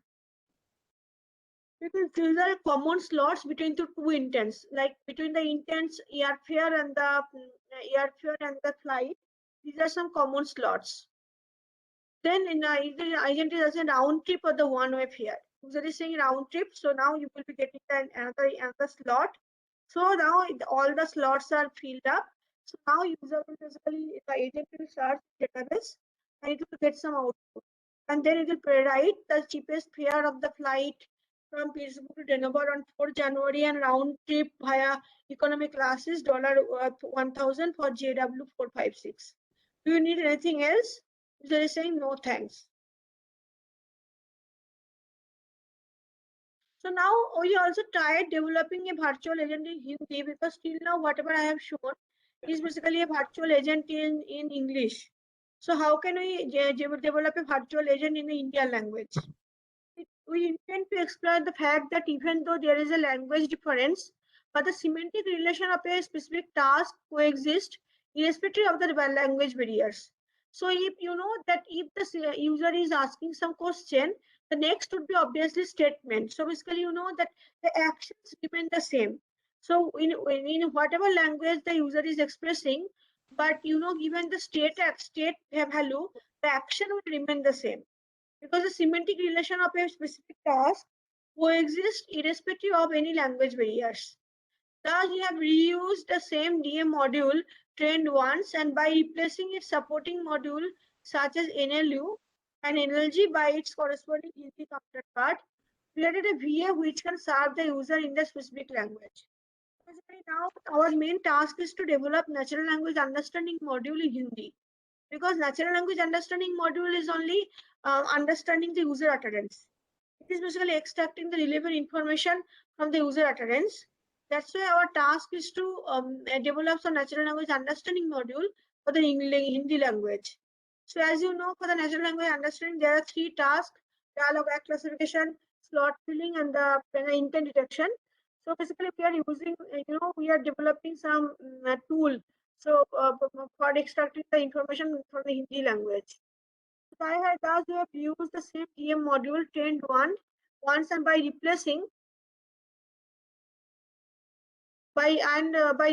its supporting modules such as natural language understanding, specifically intent classification and slot filling, and energy by its corresponding Hindi counterpart. So basically the DM part, no correction is required, because the natural language understanding module is only responsible for understanding the user utterance, and then it is extracting the user utterance. And then DM component is only taking the state information.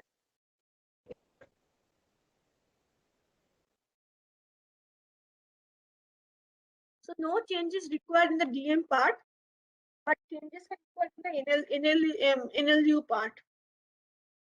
And then the IC, the intent classification and slot milling modules have been trained on the semantic tagging corpus developed in the Hindi for the ATS dataset.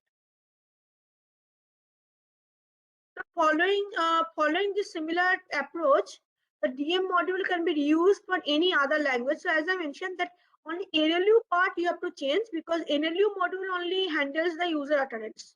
So now your task is to identify the information from the user utterance. So user is saying in Hindi, so you have to develop some NLU modules which can extract information from the Hindi utterance. And then the DM component, DM basically takes the state as an input and the output is an action. And this action is basically translated into agent response by a natural language generation module. So natural language generation module also has to be trained using the Hindi data. So following this similar approach, the DM module can be used for any other language for the related task, given that there is an availability of a semantic tagging corpus for the task in the given language. So like you can see, this is our example, the उड़ान जांच प्रणाली के में आपका स्वागत है. जमीनी परिवहन की क्या सुविधा है? Specifically here the intent is specifically ground service. कृपया जमीनी सेवा के स्थान और परिवहन परकर को निर्दिष्ट करें.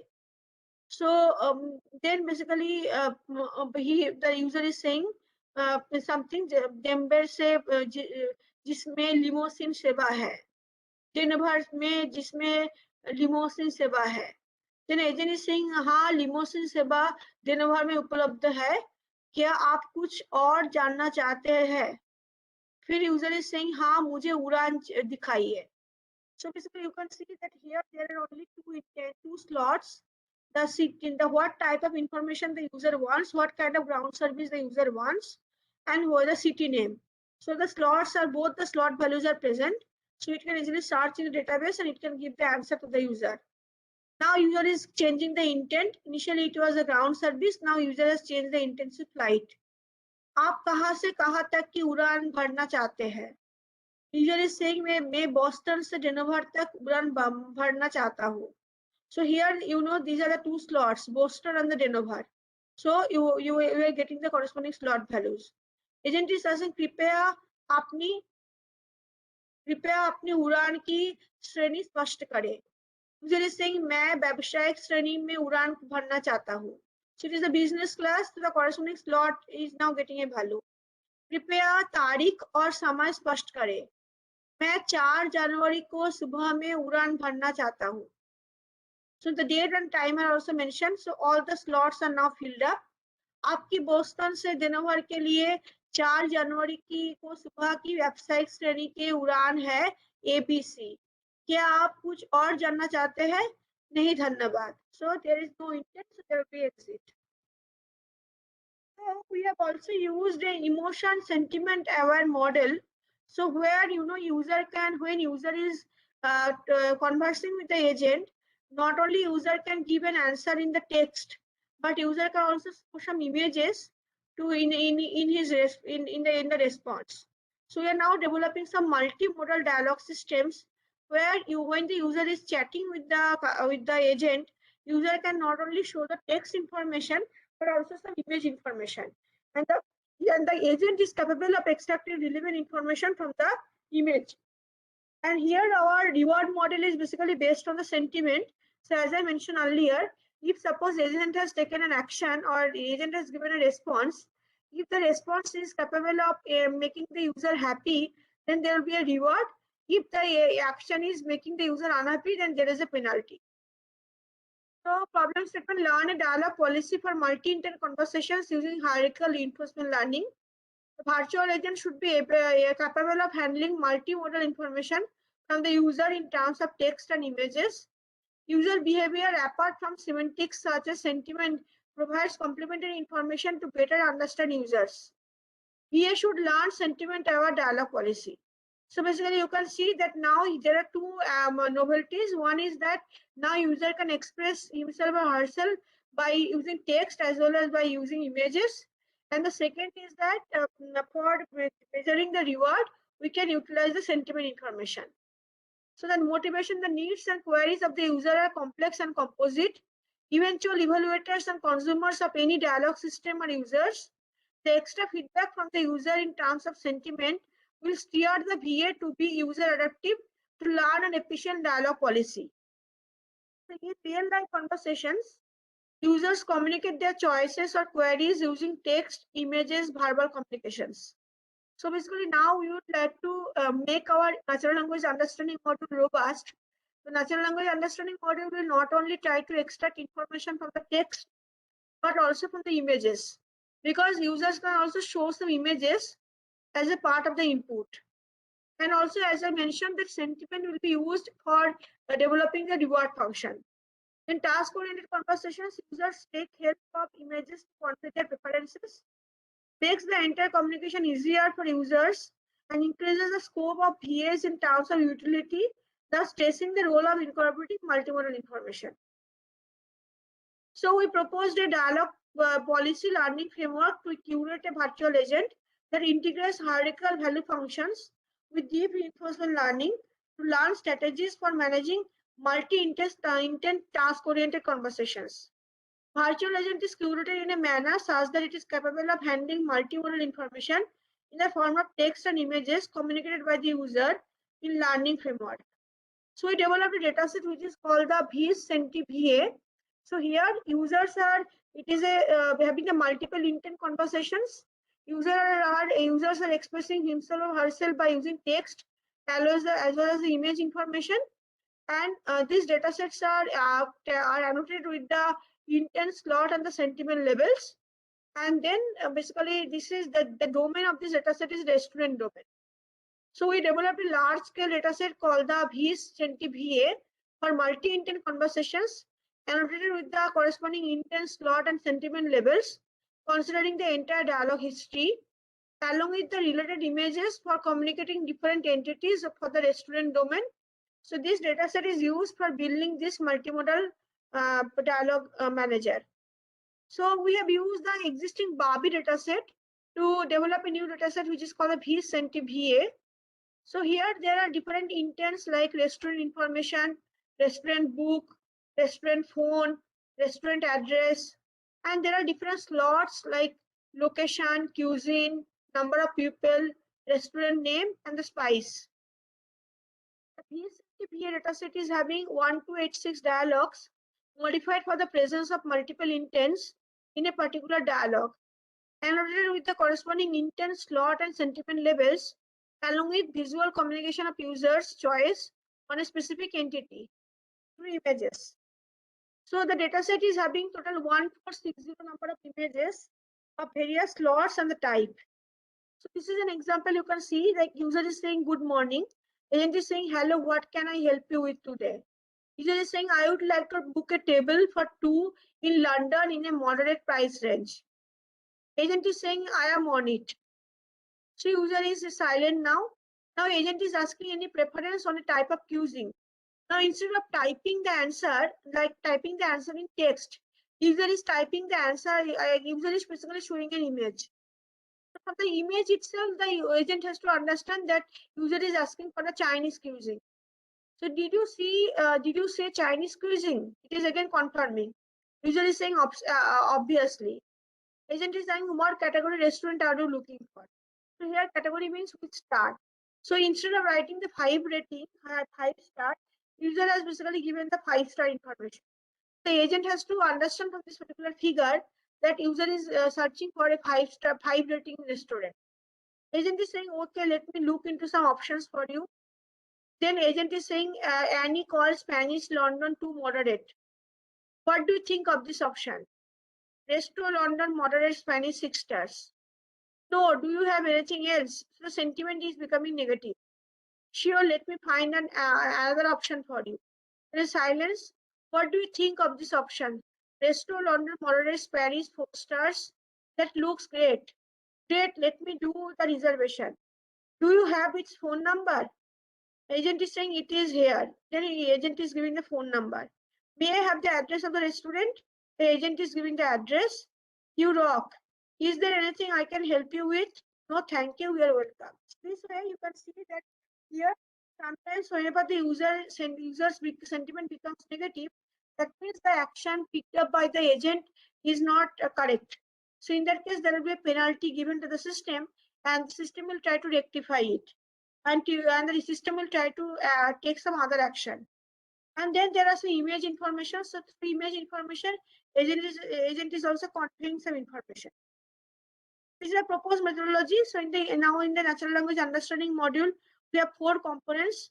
intent classification, slot filling, image identification, and the sentiment analysis. So the two more addition to image identification and the sentiment classification are added. So image identification is understanding the image, and it is extracting some relevant information from the image, and then those relevant information are given as a state information to the system. And the sentiment classification is trying to predict the sentiment of the user's utterance. So these are like which restaurant can I book for 2 people today. So we have to identify the intent. We have to extract the slots.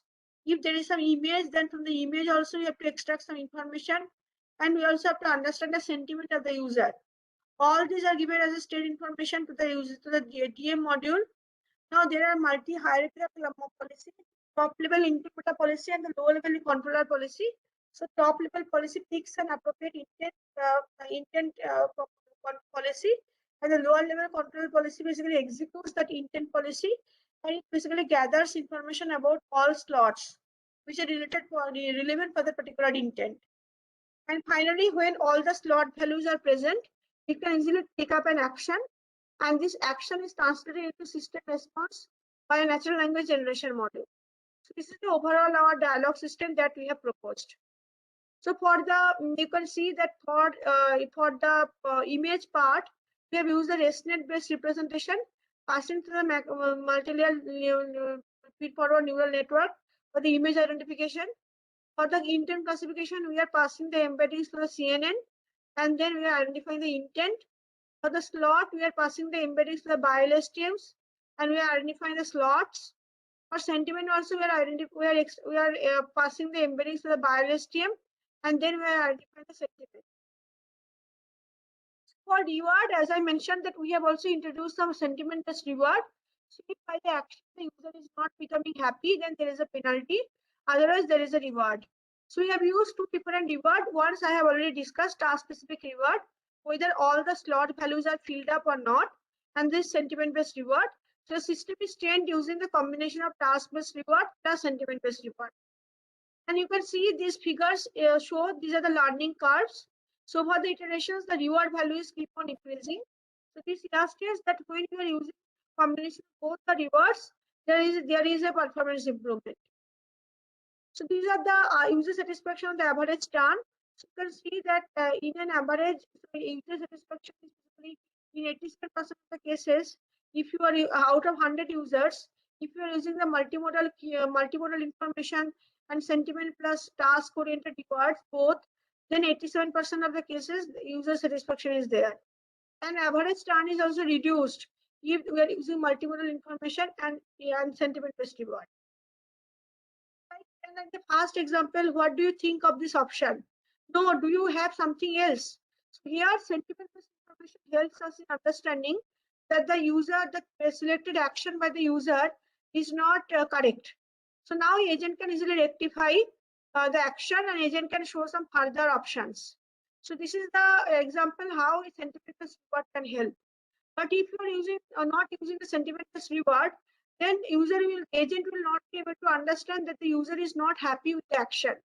So agent is saying, is there anything I can help you with? The agent is not able to understand that no, that user is not happy with that. Yeah, I think I should stop now. So, but there are some errors as well. So guys, image identification module is giving some error. Like it's very difficult to differentiate whether the figures are for Chinese cuisine or the seafood cuisine. We're using the ResNet model to identify what type of the objects from the images. So basically that is another disadvantage because we are using the pre-trained models. So yeah, okay. So now I think I should stop now. And these are some publications related to basically you can see dialogue system. So these are some publications in journals. They're publishing in cognitive computing, then PLOS ONE, expert systems, cognitive, etc. And also these are some conference publications. And yes, now any question?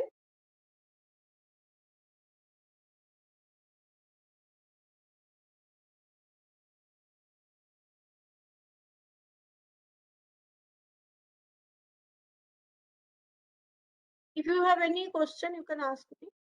Participants, you can unmute yourself and ask any question if you have.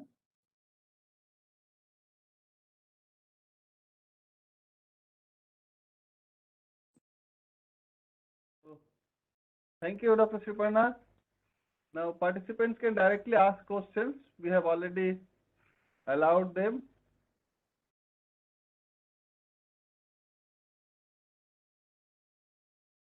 Hello. Yes, So there are some question. I think, is there any question? I have answered. Yes, mostly the questions I was checking. There is During the as such no questions. So let us thank Sriparna. So thank you, Dr. Sriparna. And I think we'll see you again on your next session is tomorrow, tomorrow is the day demo after session. tomorrow. No, tomorrow I think, no? No, day after tomorrow, 17th. Is it? 16th. Oh, yes, tomorrow. Yes, yes. Tomorrow only. Yeah, yeah. So tomorrow 6:15 to 8:15. Yeah, that is the demo session, yes. That will be a demo session. Yeah. Okay. Okay, thank you. Thank you. So Bye bye. participants will take a 15-minute break and we'll start at 6:15 again.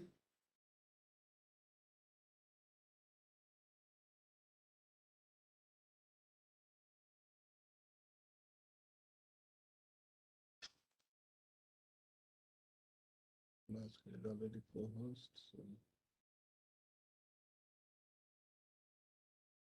Is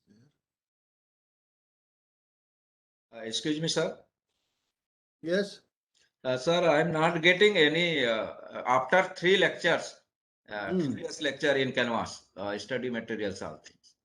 Actually, on Canvas, we have discontinued that. There were a lot of questions. So I'm sorry, I was actually out for 2-3 days. And since Bhaskar sir was alone and a lot of management had to be done, so probably we skipped some portions, but all the lectures today we will try to finish everything in Google link and we'll share already the Google link is shared. We will keep everything there and again share the Google link. Sir, Okay. I request you please share in also Canvas, sir. Okay. In Canvas also, we will take, but we cannot keep the recorded material, video lectures because the space is limited to us. We can only share the notebooks and the PPT slides. Okay, sir. Thank you, sir. And in fact, some of the slides are You not check your- available to us from the experts. So I am really sorry that there is a slight delay in sharing you the slide, but lectures I will share through that Google link. What about recorded lectures? So please loudly, I'm not able to get you. Sir, actually, sir, About means the recorded lectures, I was talking about some of the portions are not much understandable without the video lectures. So Yes, video lectures I'm just downloading. As I told that for 2-3 days I was not there and all the supports Up were to not day available. 5 video, up to day 5 video, it is available. You check the link in the WhatsApp description, WhatsApp group description. Okay, it's already shared, Bhaskar? Yes, up to day 5 it is shared. And Okay. day 6 I have downloaded just now. I'm uploading it. Okay. And that, so just please share the link in this chat window again. Yeah, sure. sir, but lecture notes are only available for starting 3 days, sir, on Canvas. So we are saying we are sending Google link. As I told that we are not adding anything into Canvas because there were a lot of complaints, lot of applicants, participants were not getting Canvas links. So everything we are now sharing through Google link. Okay, sir. Okay. Google link. Everything we are sharing in Google link, and again that will be there for a long time.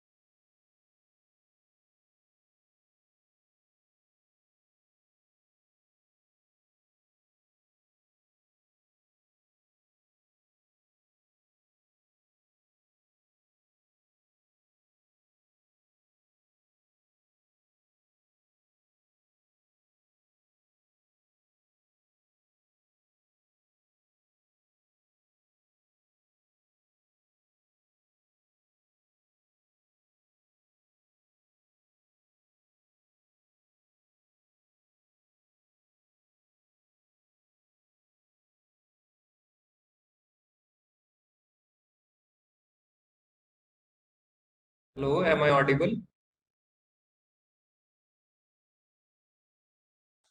Yes, sir. Sir, actually, I told this issue to Dr. Bhaskar Mandal also that I was not able to attend the quiz one due to some unavoidable reason. So in many FDPs, we have an option to reattempt the quiz at a later stage if someone missed due to some some important reason. So can this facility be made? This facility should be made in this FDP also, so that we can reattempt the quiz one also if we want to.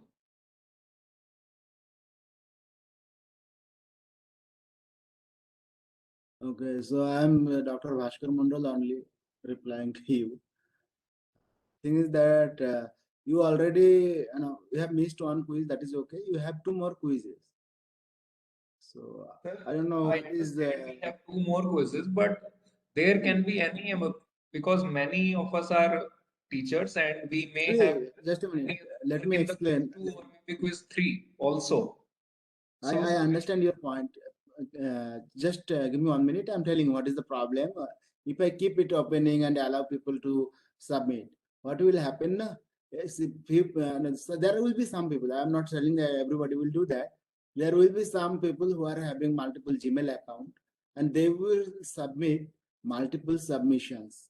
No, uh, again and again. So it will be a headache for us to find out which one is the original submission or which submission should be considered for that person. You no, you can understand? just consider any one of those responses.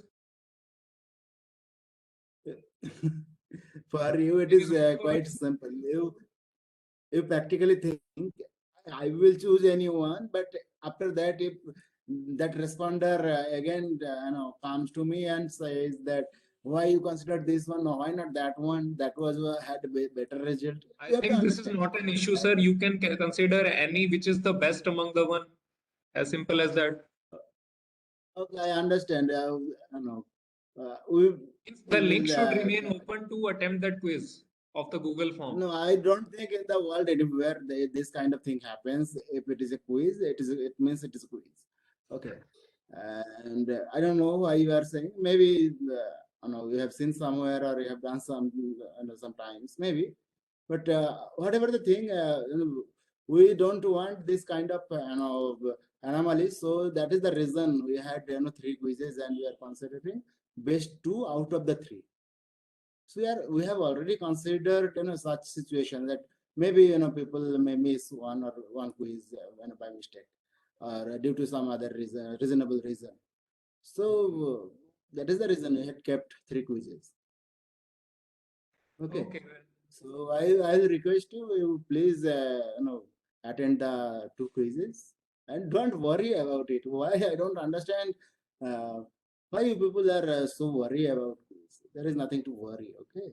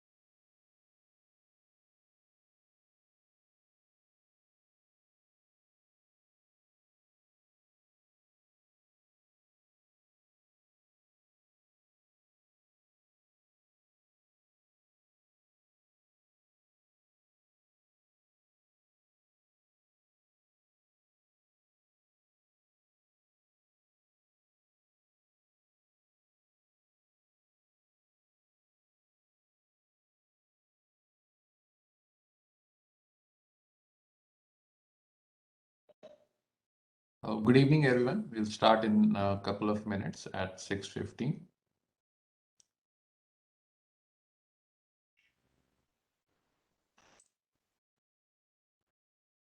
Ashish, can you share the Google Drive link to the material for today's lab demonstration?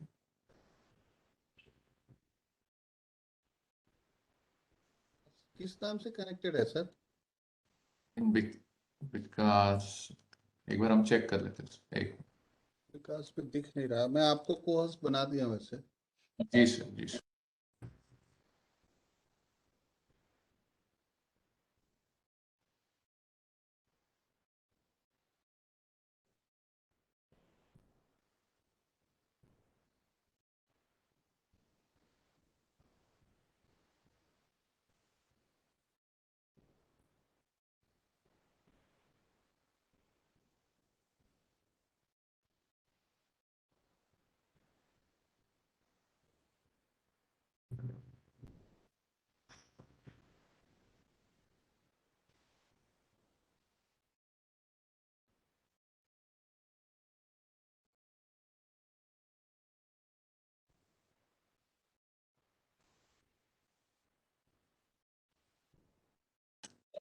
We'll be starting in a couple of minutes, sir.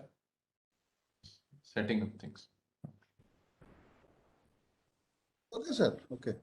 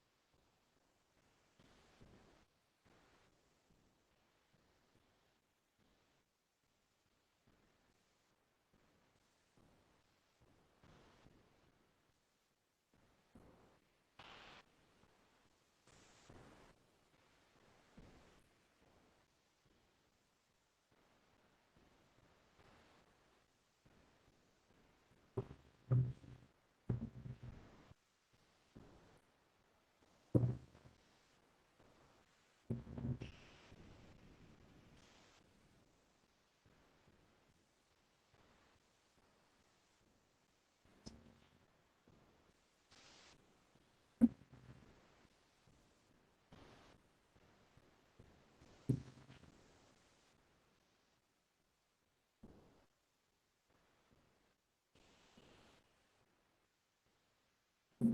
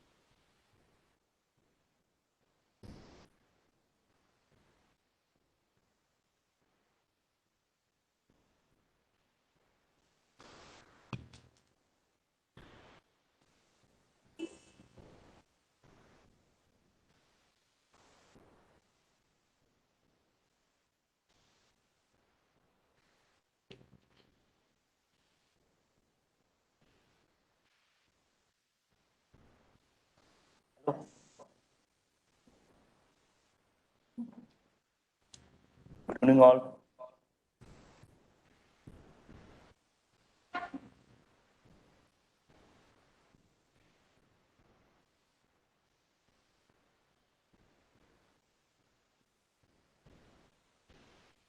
The notebook is being shared to all of you shortly within the next 1 minute or so. Sorry for the delay. Someone asked for my introduction. So my name is Akshay Deepak. I'm an assistant professor in the Department of Computer Science and Engineering, along with JP Sir. I joined here in 2014. I work in the field of machine learning and deep learning in the area of bioinformatics. Currently am using NLP techniques for processing protein sequences, which are sort of string of characters.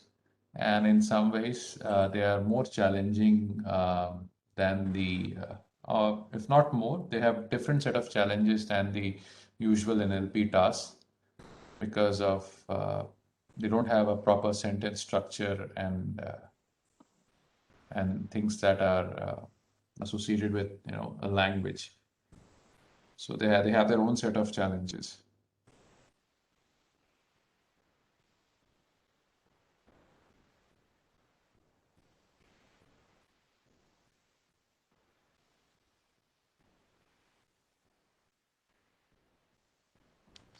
Should I start, sir? Yes, just share the notebook first and give everybody a couple of minutes to download and upload the notebook in their Collab workspace.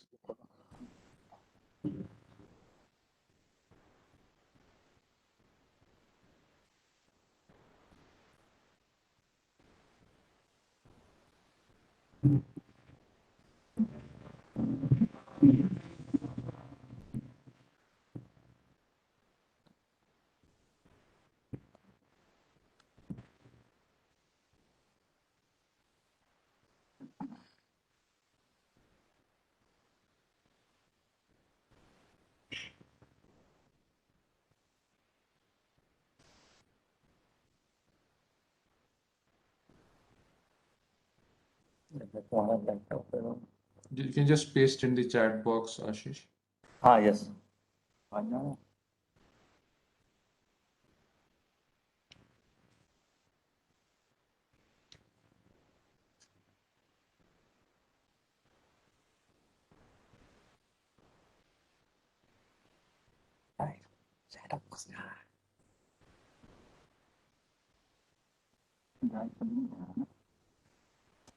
इसका चेहरा कैसे minimise कैसे हो जाता है? कौन सा file इसमें? NLP. You can send it to me over WhatsApp, Ashish. I'll type in the chat box if you're having. Yes, sir. Vikas is sharing, sir. हाँ वही.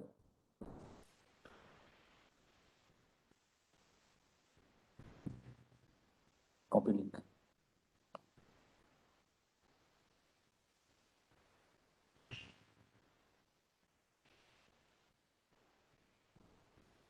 Yes, sir. Vikas has shared the file. Okay. So all of you can download the Python notebook and take a couple of minutes to upload the notebook in your own lab workspace. And the recommended way is while you import, you also create a new Python notebook and then copy block by block as we go through the code, so that in order to get a better understanding of what is being demonstrated.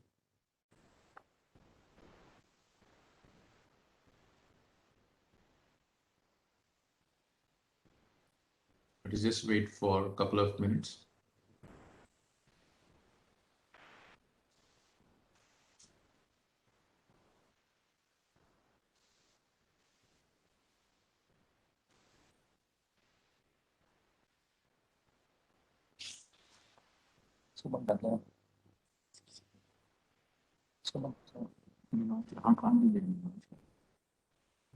You just type in chat box, participants, if you have done this, imported the shared notebook in your collab workspace. If we get, okay. Is it continuation of yesterday's session? Yes, please. Okay. Yes. Okay. So first we will cover the attention mechanism, and then we'll move on to BERT. Ashish, does this also have the BERT code, or is it separately? Would you be demonstrating the BERT module separately? In the same file we imported, So included it is the transformer continuation, code. but it is the file has been updated since yesterday, right? Yeah, yes, sir. Okay, the file has been updated. So while it is in continuation, so more material has been added. So it's recommended that you download it afresh. Okay, so people have started. So people have replied, they have imported, and they're good to go. So please start, Ashish. Okay, yes, sir. So so in the last demo session, what we have done is that we have tried utilizing bidirectional LSTM, right? So there we have seen that how we are going to use the LSTM layer, right, for processing the input sequences, right? And already we have discussed the various parameters that are there with the bidirectional LSTM model, right? So the next model that we are going to see is the attention model, right? So this is the model was basically introduced in year 2015, right? And it was a model that again changed the popularity that basically magnified the popularity of the LSTM and the recurrent networks, basically, right? So the goal of or the purpose of the attention mechanism is that while when we are actually using LSTM kind of model, right? So there we are not able to focus upon a particular word actually, right?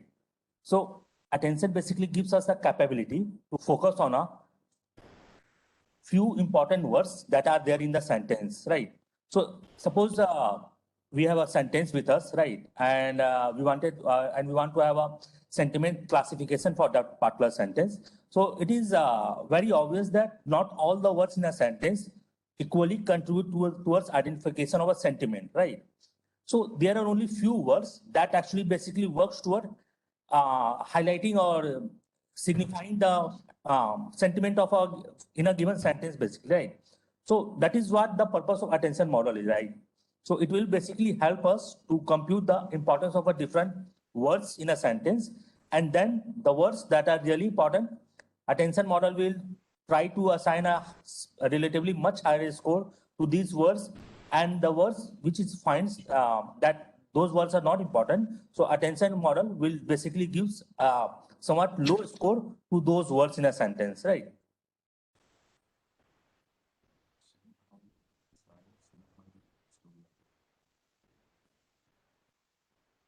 Okay, so someone is asking like how one can how we can decide the number of neurons to better, right? So I've already mentioned this in a yesterday demo session also, right? So it's not that straightforward, right? So the one easy way of doing is that by performing a grid search. So grid search basically involves like choosing among, yes, sir. This one, and then you will have to check whether the value of y is equal to these values. Sorry, I'm not, you're not audible properly. Your voice is not clear. Can you please be a little louder or come closer to the mic? Or you can type your question if you're having issues with mic.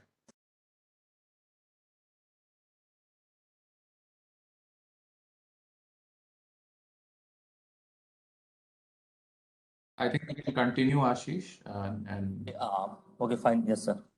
So let me open some nice diagram for attention model, right? So that will basically help you getting a much better picture of this attention mechanism, actually, right?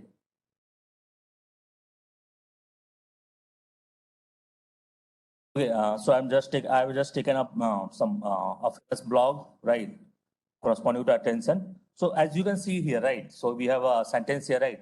So she is eating a green apple, right? So it's like that when we are looking at this sentence, right? So in this given sentence, all the words have a different significance, right? Again, here they are trying to use the attention mechanism in a kind of different scenario, right? That is, they are trying to correlate the words, right? That if suppose we are given a word like eating, so definitely there has to be some food item in a given sentence. So definitely this eating has to be highly correlated with apple, right? So in that regard, when we are at eating word, right? So it will somewhat be focusing a lot more on apple, right? But in general sense, right, suppose if we are performing a simple classification task, so in the same way, suppose we are given a sentence, so our purpose of using attention is to just focus upon a few words that is having a significant major impact, right? So that will basically helps. So suppose this is an example for language translation that they have given, right? So while performing language translation, so when we are going with the conventional LSTM model, right? So what was happening that once we have processed all the sentence, only after we have processed the last word in a sentence, right? So whatever the vector that we are generating, we are taking that as a context vector, right? For generating, for the decoding purpose. But it can happen that whatever the first word that we are generating in a decoder part, right? It's not that it is not totally dependent on all the words, but only a few words, right? So attention basically helps or provide a capability whereby we can focus on only few important few words, right? That can be used to map to the corresponding word at the decoder side, right? Suppose I'm saying that my name is Ashish, right? And if I'm taking as a Hindi translation, so its Hindi translation is going to Mera naam Ashish hai, right? So here so I'm if you look at the complete sentence, that is my name is Ashish. However, if you look at the Hindi translation, that is Mera naam Ashish hai. So here Mera, this word only relies on the my actually, right? It has got a one-to-one mapping with the English word my actually, right? So while trying to translate, that is convert English to Hindi, it is important that we only can focus on a single word, that is my, while getting its Hindi translation, that is mera, right? Then mera naam, right? When you are at name, naam, right? So when we are interested in generating a naam in Hindi, right? So at that point of time, we are only interested in looking at the my name, right? So that is how attention models helps us, right? So this basically gives a capability that we now don't need to focus on a complete sequence, but only a part of a sequence, right, for generating the output. But this is a typical example of an encoder decoder architecture. But suppose that we have been only performing the classification task where we are only having an input sequence, but no sequence at the output, but class level actually. So in that case, we are what we are going to do is that we are going to apply attention on this particular sentence. Suppose he is eating a green apple, right? We are going to apply attention mechanism on this and try to figure out the important words that can be used to correlate or produce a correct class level actually, right? So this is the mathematics that is being employed for creating a attention mechanism model actually, right? So, okay, fine. So now again, going back to the coding part, right? So we have already seen these things, right? That we have created an embedding layer, right? Thereafter, we have applied dropout with 0.5 dropout probability. Then we have applied bidirectional LSTM. Again, a bidirectional LSTM, right? Again, if you look at that, here it is said that return sequence is equal to true, right? This is important. However, if you look at the previous code where we have only applied the LSTM network, right? So here you can see that in the first bidirectional LSTM layer, we have set return sequence is equal to true, right? However, for the second bidirectional LSTM layer, we have not applied the return sequence is equal to true, right? So by default, it is return sequence is equal to false, right? It is by default false value, right? So the reason being that if you look at this nice diagram that we have generated using Keras, right? So you can see that the output from the first attention bidirectional LSTM layer is 500 cross 128, right? Where 500 is the length of the sequence, whereas 128 is the dimension of each word actually, right? Again, we are applying a bidirectional LSTM, that is, we are again going to process the sentence word by word, right? And finally, the output that we are getting is equal to 128, right? That means only the last hidden state, right? So we are only taking the last hidden state outputs as the output right now, right? But suppose if we want to apply the attention mechanism, right? So what is required is that even for the second bidirectional LSTM layer, we have to set return sequence is equal to true. So this is so because if you look at this figure, so what we are doing is that for each word, we are trying to compute a score actually. Here, see, this alpha T of I, right? It stands for the first word, right? Then T of 2, that is stand for the second word. T of 3, this stands for the third word, right? Similarly, X L of T, this stands for the last word in a sentence, right? So this is actually our sentence actually, right? So here it is processed in the forward direction, then in the backward direction, right? So here these alphas are representing the scores that highlights the importance of these words actually, right? So for that purpose, what is required that LSTM to produce output corresponding to each word actually, right? Similar to what we are doing with using the first bidirectional LSTM layer, right? So for that purpose only, we have set it return sequence is equal to true, right? After that, following, we have a 5 set of lines of code, right? So this line of code basically represents not only 5, the following 7 lines of code. This basically represents the attention mechanism. So I will be discussing the step by step, what are the various steps that are required for computing the attention. So the first step is that, see, if you look at the output of this bidirectional LSTM layer, right? So, okay, let's go to the figure part, right? So if you can look at the output of this bidirectional LSTM layer, so here the output shape is 500 cross 120, right?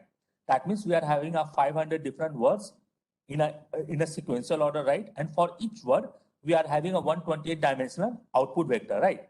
So what this dense layer is going to do is that it will scan word one by one, right? So first of all, it will scan the first word, and it will, now if you look at this, the dimension of the first word, the dimension of first word is 128, right? So what is required is that first of all, we need to reduce that 128 dimension to a single value, right?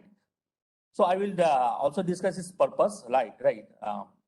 So for that purpose, we are applying a dense layer, right? So again, we have applied this dense layer that is having a one neuron on the first word with a 128 dimensional vector representation, right? Again, we move the dense layer to the next word representation, right? Again, their word is having a 128 dimensional vector, right? Again, we will reduce that 128 to one dimension, right? Similarly, we will do this for all the 500 words, right? Since all the words are having a 128 dimension, that is the output that we are getting from this bidirectional layer. So we will apply dense layer to get a single value, right?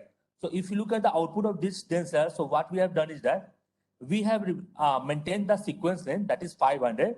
However, instead of having a 128 dimension for each word, now for each word, we are having only a single dimension, right? That means we have converted this vector representative to a scalar representation, right? After that, we have applied a flattened layer. So this is just to drop that large dimension, right? That is 500 cross 1, right? We just wanted to convert it to 500, right? So this is just the technical requirement, right, of the particular this Keras API, right? So that's for that purpose only we need to flatten it, right? Now that we have a vector of 500 length, where each element in this vector, that is 500, indicates a scalar value for a word in a sentence, right? So we have a sentence with 500 words. So here, this flattened layer now contains a 500 elements, where each element stands for a word in a sentence, right? After that, we are going to now from here, here we are going to compute the attention score actually. So here we are now applying a activation function. So if you look at the activation function that we have applied, so it is basically a softmax activation function, right? So there are n number of activations function with us, right?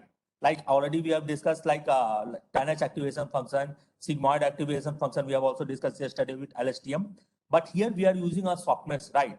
So the reason behind that we are using softmax is that here we are interested in computing the probability distribution actually, right? What does it mean? That suppose we have we are having this sentence with us, that is C is eating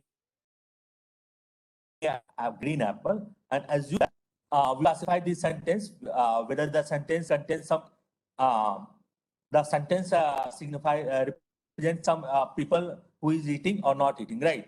I'm just interested in classifying this sentence as whether someone is eating or not eating, right? So my goal is that I need to highlight these words like eating, then green and apple, right?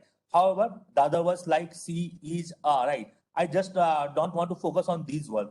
I only want to focus on eating, green and apple, right? So I need to assign scores to these words in such a way, right? The assigned score to all these words has to be in such a way that the sum of these scores has to be 1, right? That is what the one of the property of softmax actually, right? So that's why I say that we are interested. Softmax basically gives a probability distribution, right? It does not produce an independent probability for C, right? Softmax does not produce an independent probability of ease. It does not produce an independent probability for eating, right? In the same way for others follows. What it does is that it produces a probability for C considering all other words in a sentence, right? Suppose, so if you look at the code, so we have used dense layer for creating a scalar value for each word actually, right? So if you look at this sentence, so for C, we are having a scalar quantity with us. For each, also we have a scalar quantity. For eating, we have a scalar quantity. For all this word, we have a scalar quantity. Now we use the scalar quantity, right? So that means given the scalar quantity for the C, word C, right? And the scalar quantity for all other words, we will try to compute the probability of a C considering its dependency or correlation with all other words, right? It's not like the sigmoid function where we are computing the independent probability for C, then independent probability for is, then independent probability for eating, independent probability for A, green and apple, right? So that's a major difference between sigmoid and softmax, right? So sigmoid basically gives independent probability, right? So whatever probability that we are getting for C, it is independent or not derived by other words in a sentence. However, if you look at the softmax, so whatever probability we are generating for C, right? So that probability is anyhow dependent on all other words in a sentence, right? So say, as already mentioned, the sum of this probability has to be equal to 1. So suppose here we are having say 1, 2, 3, 4. We are having a 6 word in a sentence, right? Suppose I'm considering a uniform distribution case, right?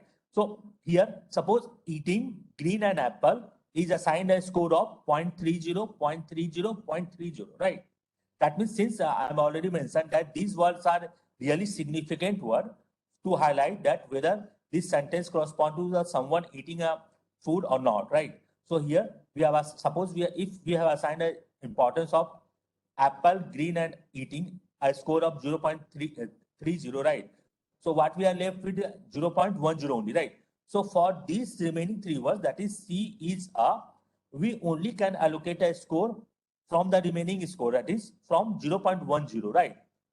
So that is how the attention score is being computed. So that is what the purpose of softmax is, right? So for that purpose only, we have employed softmax. Now, right? Now, once that we have computed the importance of each word, so what is required is that whatever the score or importance we have computed, now we need to multiply that score to these, the actual factor of these words actually, right? So if you have, so here what we have done is that we have used a dense layer for reducing a 128 dimension representation of for each word into a single scalar quantity, right?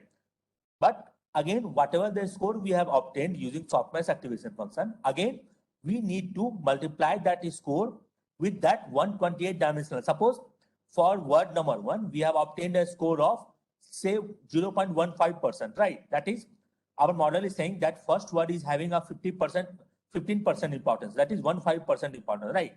So what we have to do is that since the actual vector representation for that word is 128 dimension, right?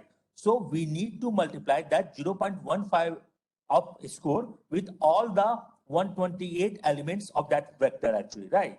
So for that purpose, what we are going to do that, we are going to repeat it for 128 times, right? So if you look at the code, you see here, when we have applied activation, that is softmax, again, we are getting a score of 5 corresponding to all the 500 words in a sentence, right? So the first thing that is required that we need to increase the dimension, since the actual size of the input is here 500, 120. See, as already mentioned, we are applying attention over this, the output of this bidirectional LSTM, right? So anyhow, we have to increase this in a score to our dimension. We have to convert this attention score of into a dimension that is compatible with this dimension, that is 500 plus 120, right? So first of all, we are applying repeat vector element. So repeat vector just performs increases the number of, just repeat the values, that right? So here we have a attention score with us of dimension 500. So it is just repeat. It is the repeat vector is just going to repeat it for 100, 128 times, right? Now, since here the dimension of this bidirectional output is 500 cross 128, but here the output that we are getting is 128 cross 500, right? So we are just performing a transpose of it, right? For using a permute command, right? So we are just transposing it. That is, we are converting to 500 cross 128, right?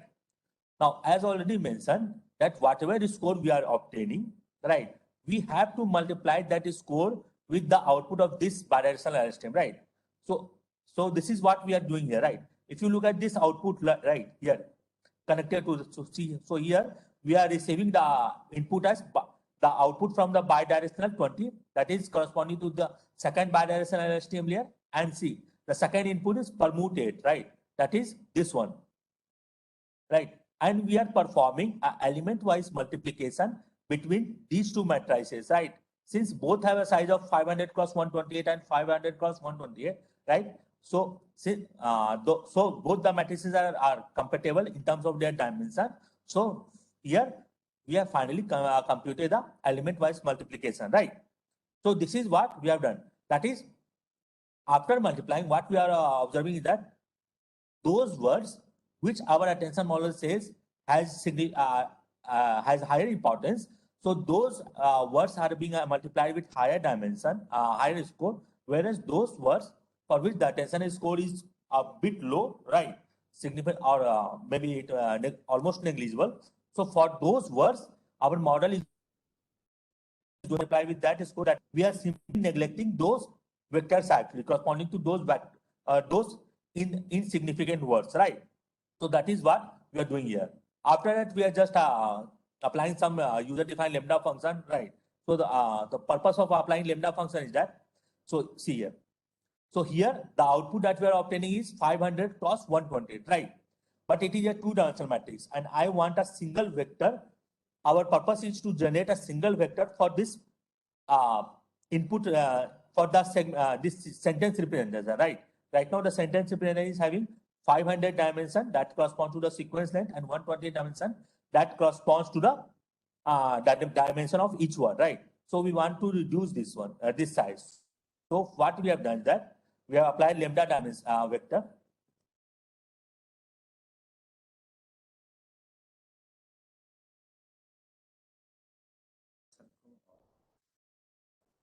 Okay. Okay. Let me finish this lambda part. So thereafter I will try to answer a few of the questions, right? That I'm seeing in the comment box, right? So what we are doing in the lambda layer is that we are just adding upon all the time steps. See, here we are having a 500 times step, that is 500 for each one 128 dimension. We are adding up all the vectors for the different words in a sentence. So that basically gives 128 dimension vector, right? So for that purpose, we have written here a lambda function, right? So yesterday also I have discussed this lambda function. So here lambda. So this is the input that we are expecting, and this is the this is basically an input, and this is the output, right? So that is we are using TensorFlow on the top of TensorFlow Keras, then in a backend. So these are just a API syntax, right?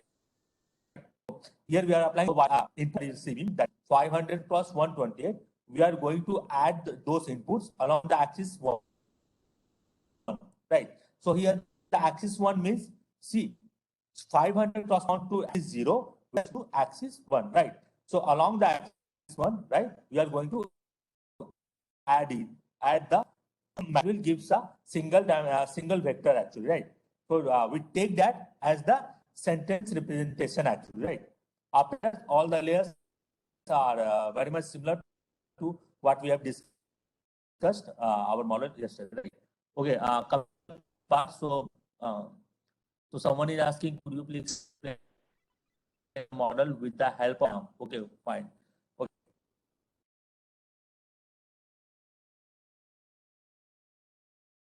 Okay, see, when I'm saying, so suppose this is the diagram I've taken for right here.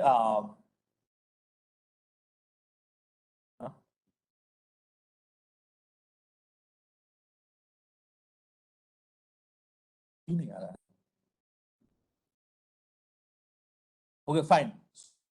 So here we have taken a diagram, right? So here we have a sentence, X3 and XN, right? Okay. So already we have shared the link for this the website I'm opening, right? So here we have a sentence with us, right? That is having a length of n. So for our case, if I just correlate this diagram with our model, so here n stands for 100, right? Ours since the maximum length of us, so here n stands for 500, right? So what we are doing that first of all we are generating is passing to the bidirectional LSTM layer, right? So they have written bidirectional RNN basically, right? So it's basically can be a bidirectional RNN or any kind of recurrent network. But for our case, it is bidirectional LSTM network, right? So on the top you can see we have a boxes showing H1, then H2, then H3 and HT, right? So here definitely T corresponds to N, that is 500. So you can see we have two different notations for H. That is one is having a forward arrow as a as a cap, right? Then other one having a backward arrow as a cap, right? So when where we are having a forward arrow, right? So what we are doing, we are performing a forward processing of the sequence. That is, we have started process and then we went on to processing the second, third, and so on, right? But if you look at the STs with the backward arrow, right? In that case, what we are going to do is that we start processing the sequence from the 500th word, then we went on to process the 499th word, right? And in a similar, and then so on, right? Lastly, we process the first word actually, right? This is what these notations indicate basically, right? So as I already mentioned, so if you remember that I've already mentioned yesterday that in the bidirectional layer, we are only, for the LSTM layer, we are only passing 64 neurons actually, right, as a parameter. But the output that we are getting from the bidirectional layer is 128. So this is so because we are getting 64-bit vector corresponding to the forward processing and 64 vector corresponding to the backward processing. After that, we have concatenated these 64 dimensional vectors, right? So that is a 128 dimension vector, right?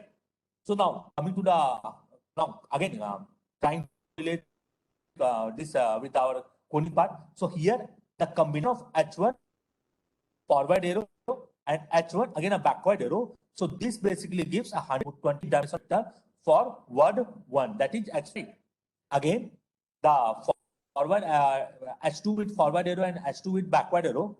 Again, this is when combined gives a 128 dimension vector for word number 2. In the similar same way, ST in a with a forward arrow and ST with a backward arrow again gives a vector of 120 dimension.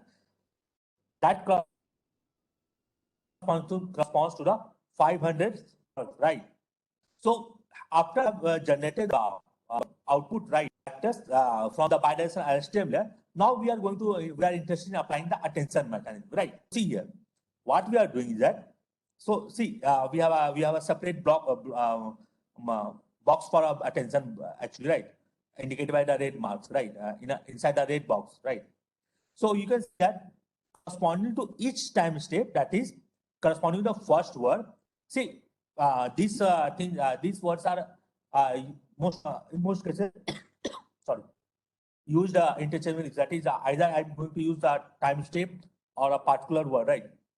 So so the first word that is present at time step 1. So we are just taking that is a combination of forward direction arrow and H1 with the backward arrow. So we have taken both the combination of both, that is 128 dimensional vector, and we have computed a alpha T of I, right? T of 1 corresponding to that vector actually, right? That corresponds to the first one. Similarly, we are also generating alpha for the second word, third word, and so on for all other words in a sentence, right? Once we have computed the vector alpha score, that is attention score for this word, what is required, since this combination of H1 forward arrow and H1 with the backward arrow, since the combination of these two vectors have a dimension of 128, right? But this alpha T of 1 is having only a single, this is actually a scalar value, right? A single quantity. So what is required? In order to multiply this scalar quantity with all the elements of this 128 dimensional vector corresponding to H1, right? If you want to multiply all the elements with this alpha value, right? So what is required that we first of all need to replicate, right? Repeat this alpha value for 128 times, right? Once we have repeated the alpha value 128 times, now what we are going to do is that we are simply going to multiply that with the actual H of I, right? H1 actually, right? That is having a 120 dimension.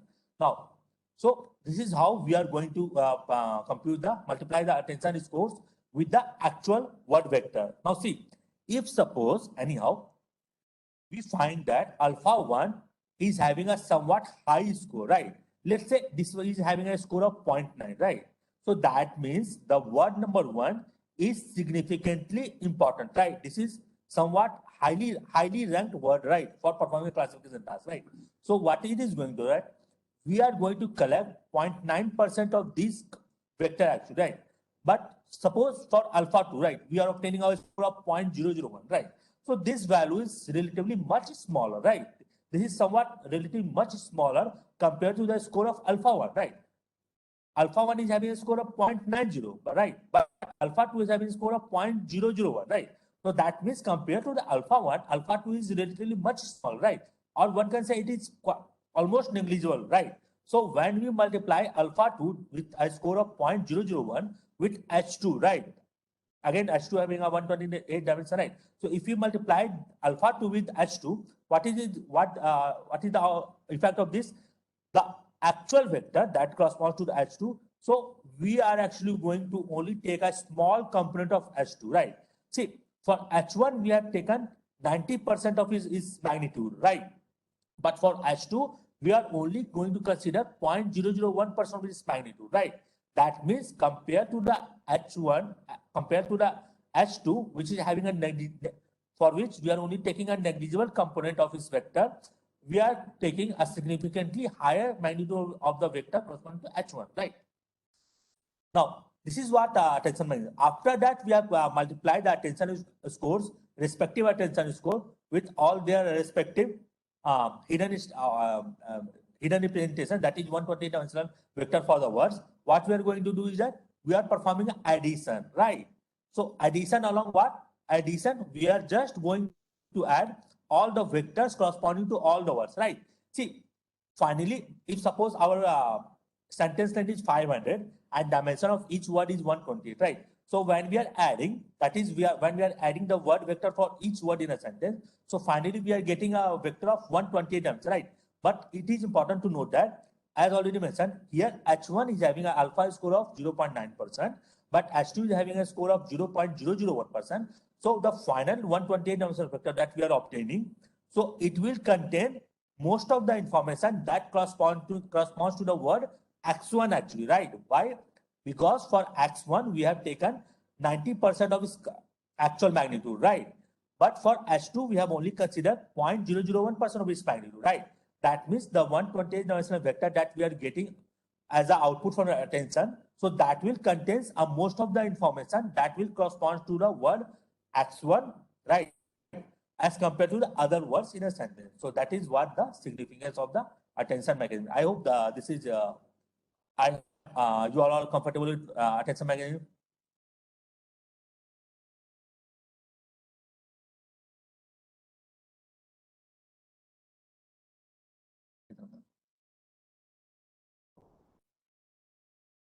Okay, fine. So now that we have discussed attention mechanism, so after that, all the things remains the same, right? I've already mentioned this lambda, right? So this is the input that we are getting. That is the input from the previous layer. And after that, we are after the colon, before the colon, we have an input, and after the colon, we have an output, right? So the output that we are expecting is that X in is the input. That is the input that we are obtaining after the multiplying the actual vector, that is X, that we have obtained from the bidirectional layer, and the attention mechanism, right? So that is the input, that is X in, and what we are performing, we are adding the word vectors for the sentence along the sequence length, right? So whatever the vector we are going to get, that is 128 dimensional vector. So that vector is actually we took it as a sentence representation, right? Again, going back to the bidirectional LSTM layer, if you go with the bidirectional LSTM layer, what we are doing here, we are simply taking the last hidden vector, that is the last output that is corresponds to the last word. We are simply taking it as a output vector or the representation for the complete sentence, right? So this simply applying bidirectional LSTM layer. So this actually neglects highlighting the importance or the significance of different words in a sentence, right? So for this purpose, on this behalf, attention mechanism has got a significant advantage over the standalone bidirectional LSTM layer, right? Or any kind of bidirectional recurrent neural network, right? So, and again, if you ask, like, this attention mechanism is basically derived from the visual attention of a human being, right? So if you have ever tried if you have tried filling it out, right? When you are looking at some object, so the object you are looking at, so the pixels of those objects are quite clear, right? But the background, that is there in the behind the object, right? Those things are not very much clear, right? So this is from the example from where the attention mechanism has came into the picture, right? Yes, sir. Okay, fine. here in attention mechanism, you are considering some of the features as high probable. That is, you are assigning higher probability. But that how that decision is taken? How that decision is taken? Okay, fine. So for that decision, now we have employed a softmax function actually, right? Okay, softmax function on softmax function. Okay, fine. Okay, I'm going to repeat these things for once more, right? See, the output that we are receiving from the bidirectional layer, it is having a dimension of 500 cross 120, right? Yes. That means we are having a sentence with 500 different words, right, in an order, and each word is having a representation 128 dimension. 128 dimension, right? So Yes. what we are going to do is, first of all, right? First of all, we are interested in computing the attention for each of the word in the sentence, right? So we cannot directly apply attention on for 128 dimension, right? We cannot apply attention on 500 cross 128 dimension, right? So for that purpose, what is required there? First of all, we need to reduce this 128 to a single vector or a scalar quantity, right? So what this layer is saying, for each word, right, which is initially having a 128 dimension, I'm talking in reference to the LSTM layer output, right? So it is saying that for each word in a sentence, which is initially having a 128 dimension vector, right? I'm going to create a vector, a single scalar, right? That is going to be considered as a representation for that word, right? So this is what we are doing here.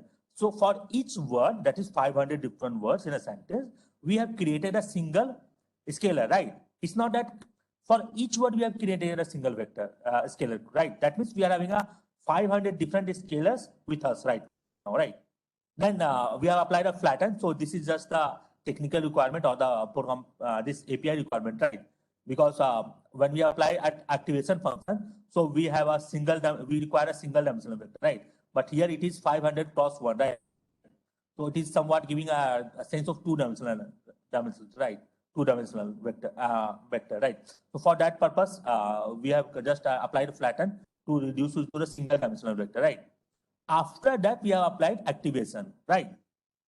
So activation here that we have applied is softmax actually, right? So the benefit of applying softmax is that unlike the sigmoid activation, right, that is used to compute the probability for a word in an independent manner. Suppose we have 5 different words with us, right? So had a sigmoid, so that will give independent probability for each word, right? So suppose I'm generating a probability for a word number 1, right? So definitely we know that sigmoid is going to produce a probability of 0 to 1, right? So what it is going to do, it will produce a probability number 1 of just a minute. other word field. Yes, ma'am. It means it will decide that probability, that softmax function will decide the probability depending on feature space, that way. Yes, ma'am, exactly. Okay, thank you. Are you talking about, ma'am, how much relative attention should be paid to the individual? Yes. Okay, Yes, so means that is, attention is a concept, but how that is applied means basically yes, it the is not amount high of probability. yes, the amount of relative attention is also learned by the model along with it. So it is also a trainable parameter. Okay. Okay, sir. Thank you. Okay, for that, I would just like to add, ma'am, right? Suppose we have a sentence, right, and we are trying to classify into a particular class. If we find that given class is having a occurrence of a same word again and again, right? Suppose we are having a 10 different sentence corresponding to that class, right? And each sentence is having some common words with them, right? If we see that attention model finds that there is a repetition of words again and again, right, in a different sentences. So anyhow, this model is going to learn that pattern actually. Okay. Right. In that way, it will try to maximize the score for that word that is repeated, that is reoccurring in all the sentences, and will try to minimize the score for other words that is not getting repeated again and again, right?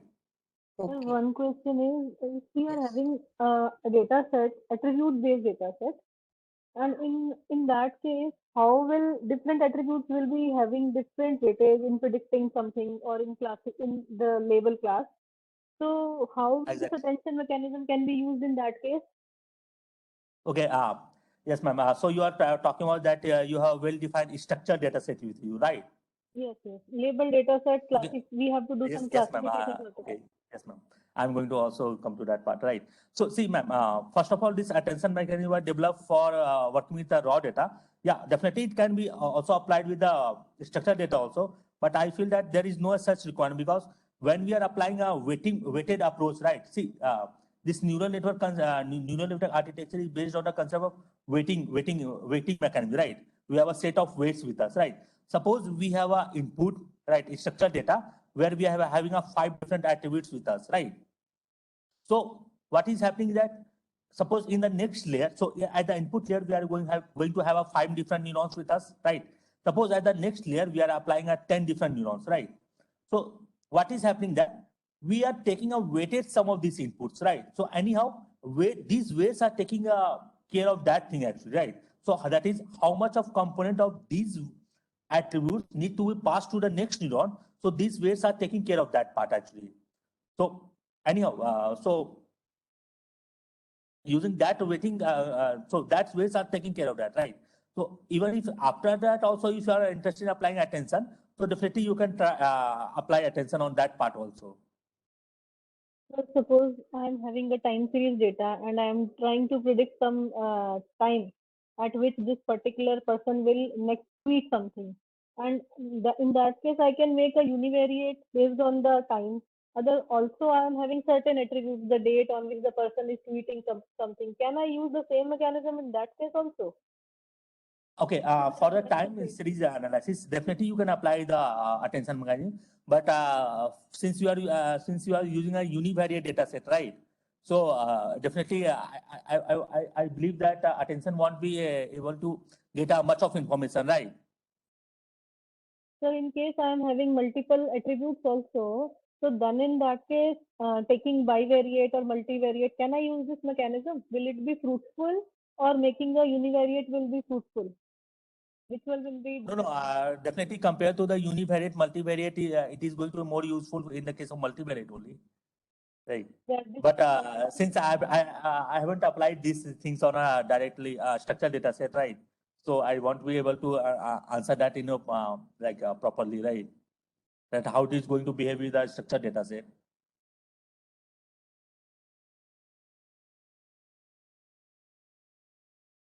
Is that fine, ma'am? Yes, sir. Thank you so much. Okay.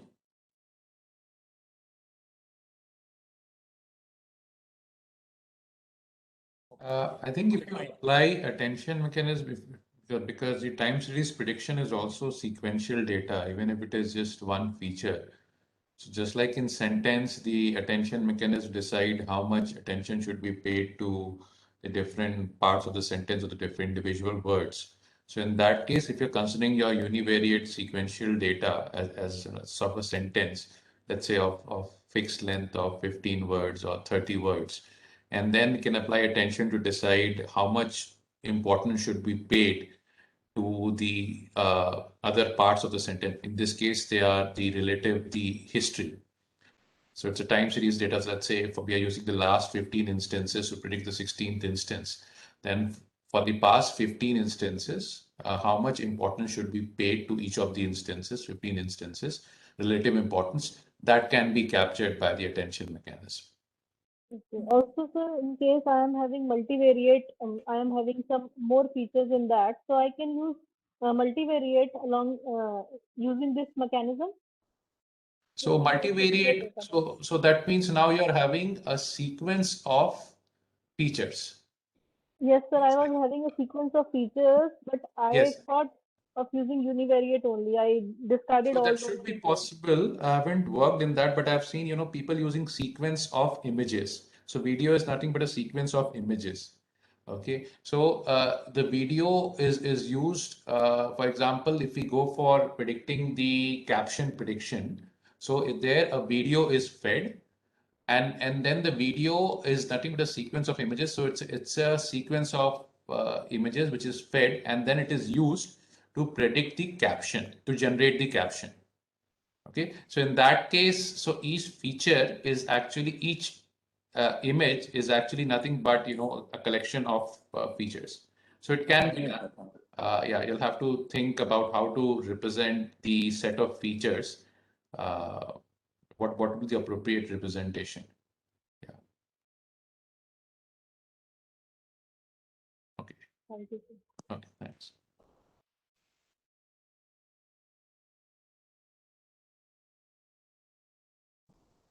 Ashish, please continue.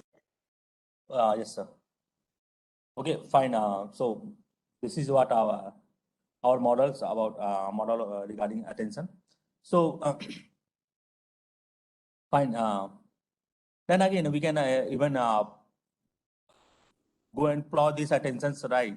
Attention score, that how this attention mechanism trying to interpret the different sentences. So this is just an example of right. I've taken some examples from what I have not properly annotated these images, right? But along the x-axis we have a sentence, right? That we have taken the attention score for 5 different sentences, and as you can see that for the sentence number 1, where it is only try to focus on a few words actually, right? So see, there are the attention scores are quite high, right? But if you look at the sentence number 1, right, where we are having a where the model is trying what significantly larger number of words, right? So you can see that the attention scores are somewhat having a low magnitude, right? See here the brightest color indicate the highest attention score, while darker color indicate the lowest attention scores, right? So by this way you can also like want to visualize that how your attention scores are, how your attention mechanism is trying to capture different words actually, right? Since we have trained our model only for the small number of people, again, model is not optimized, right? So definitely the output that we're getting here is not the best one, right?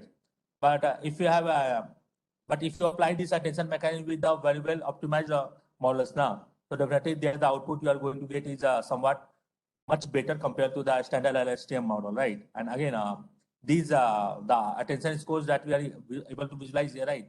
Again, this visualization can be amplified in a much better way, right? So next, we will go now from next we are going to see a class of feed-forward network, and this model is famously known as transformer model, right? And this model was introduced in the year 2019, right? Not in year 2019, 2017 by Ashish Vaswani, right? He's a guy from Google, right? And he and his teammates have developed model. So unlike the previous models, that is the LSTM model and the recurrent neural network that we have discussed, so those models are actually based on the concept of feedback loops, right? That means what we are going to process a sentence we are going to process the sentence that is word by word, and while processing a word, we also need to consider the past context, right? And then also the current context and the output that we are going to generate. So again, that output is going to be utilized for as an input for the next time step, right? So this is how the feedback loop actually works, right? But unlike the feedback loop, where the input is again utilized where the output is again used as an input, we have a feed-forward network where the information actually flows only in the one direction, right? That is, whatever output we are getting at the different layers, that is not going to be feedback, right? So this transformer model was a class of that feed-forward network actually. So why actually we require such kind of feed-forward network, right? So if you look at the working of LSTM model, right? So what we are doing is that we are processing those words one by one in a sequential order, right? So suppose at any point of time, we have say we have a sentence consisting of 10 words, right?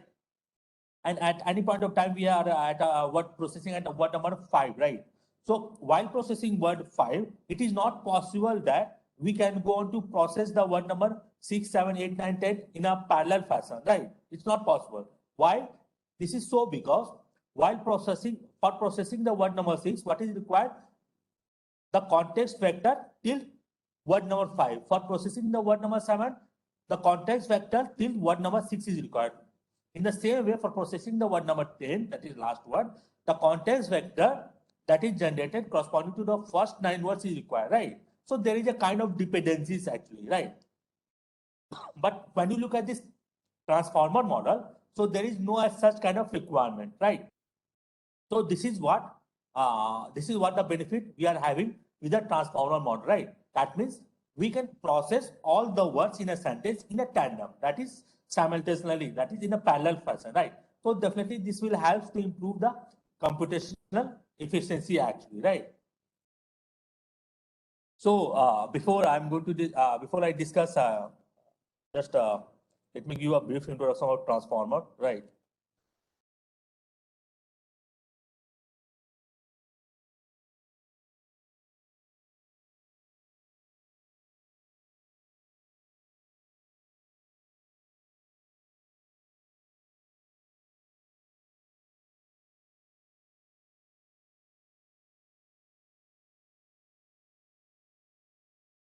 Okay, so this is one of the nice blog, right?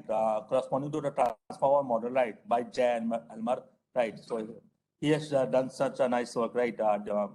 Discussing the transformer model, right? In a nice and crisp way, right? So this is the main component of a transformer model, is right? So in the transformer model, we have a self-attention mechanism and the feed-forward network. I will discuss both the mechanisms in an elaborated way, right? So with a transformer model, we have two different major modules, right? That is a self-attention mechanism and a feed-forward network, right? For processing the word, right? So here we are going to first of all look at the self-attention mechanism, right?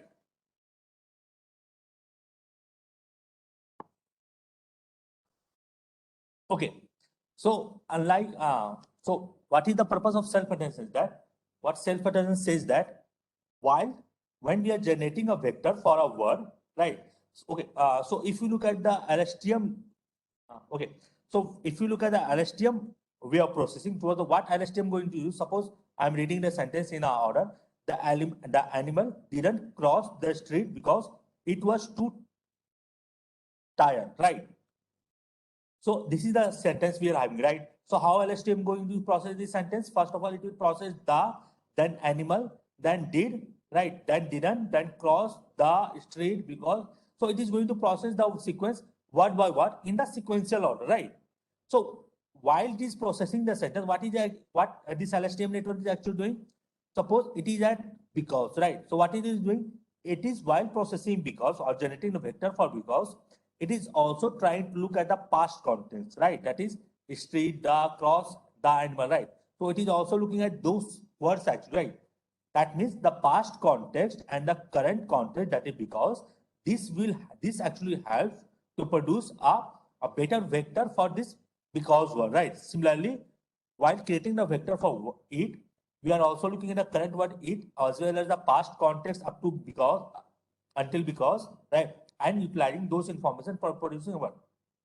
But if you talk about the self-attention mechanism, what this mechanism does, suppose I am interested in generating a vector for it, right? So what it will do, it will look at all the words in a sentence in a same, right? It will look at all these words, right? Simultaneously, right? And will try to score these words, right? Suppose here it is a word is it. So it is saying, so if you look at this diagram where the distribution of the scores are given, so you will find that it is highly correlated with the word animal, the animal, right? Because definitely it is, if you look at, read this sentence, the animal did not cross the street because it definitely it actually represents stands for the animal only, right? In a sentence. So what is it showing that it is, this word it is highly correlated with the word the animal as compared to other words in a sentence, right?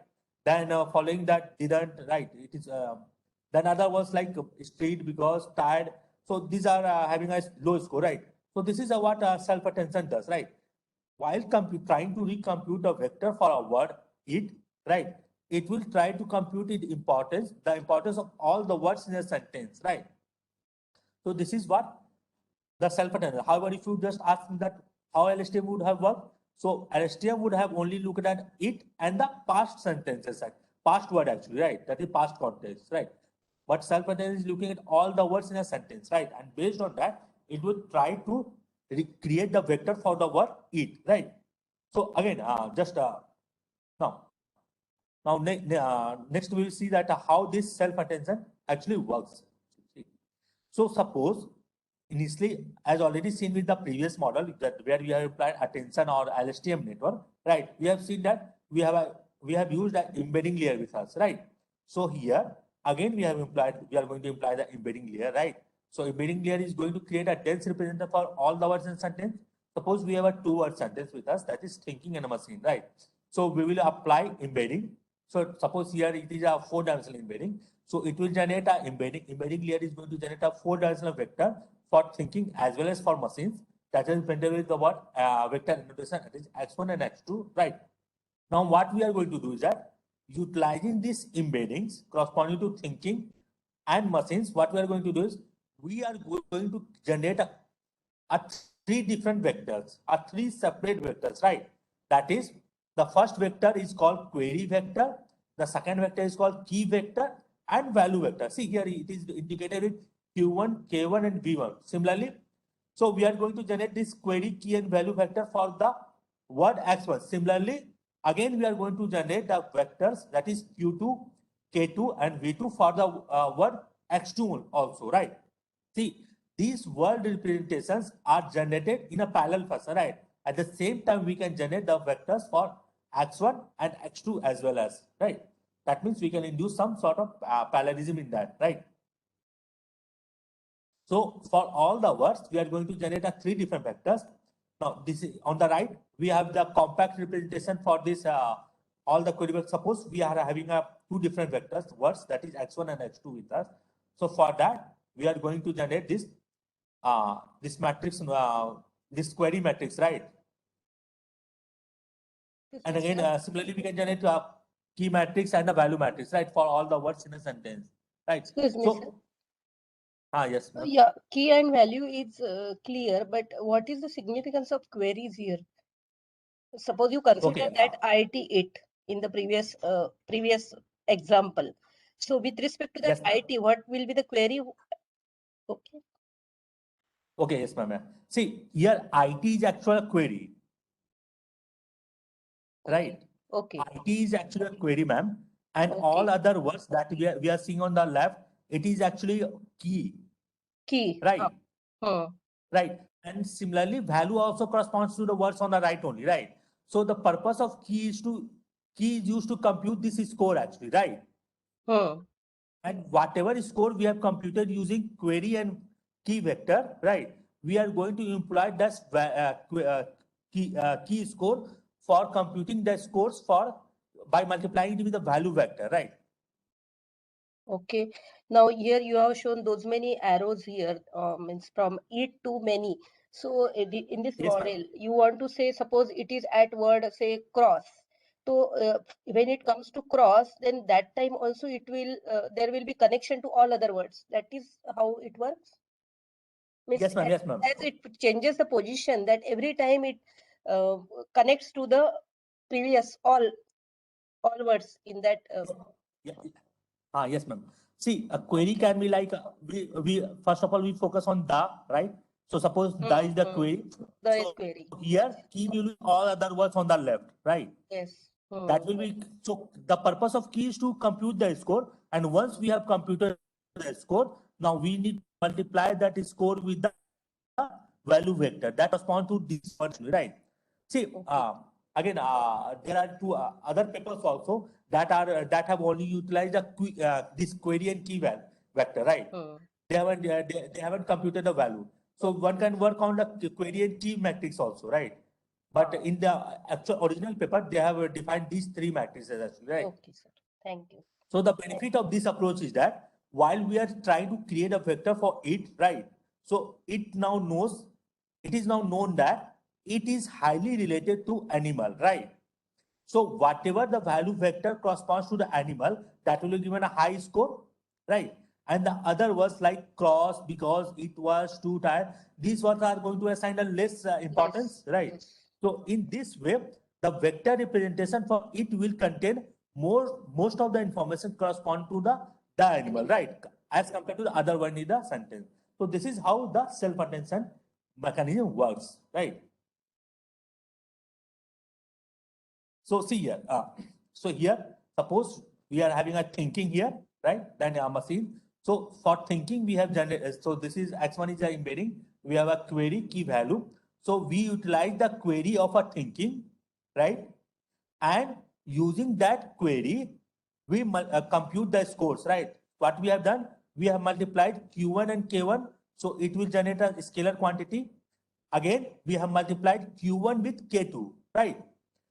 See, right now we are focusing on our word thinking, right? So for that word, we only need to select the query vector for that word, and rest all the key vectors are taken into consideration, right? And we are going to just compute the dot product actually, right?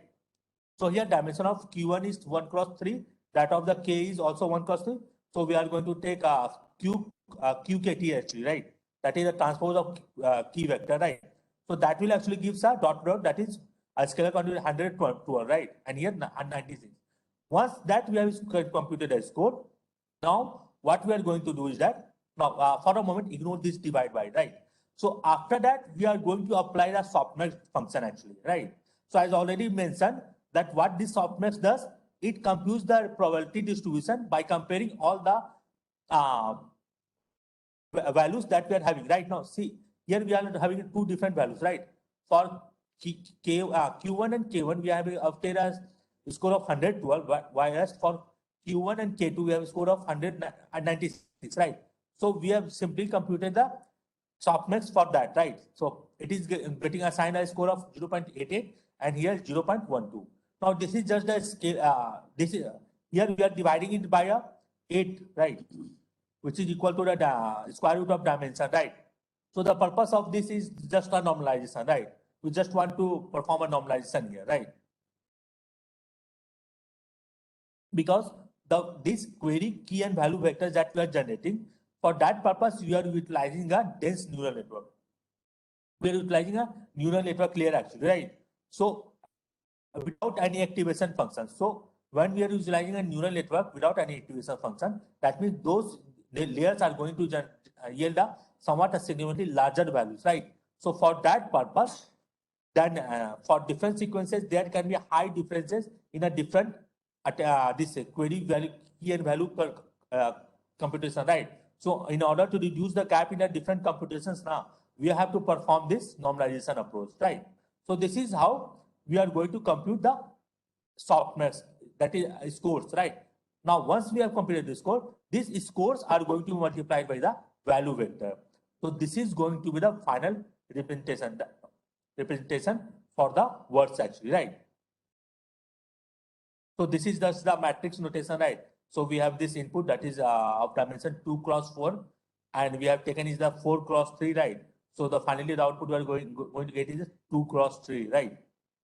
So this here WQ, WK, and WV, this actually corresponds to the weights, right? That is neural network weights, right? See, if we want to generate this weight, how can we do? See here. Here we have a input of dimension 100 cross right.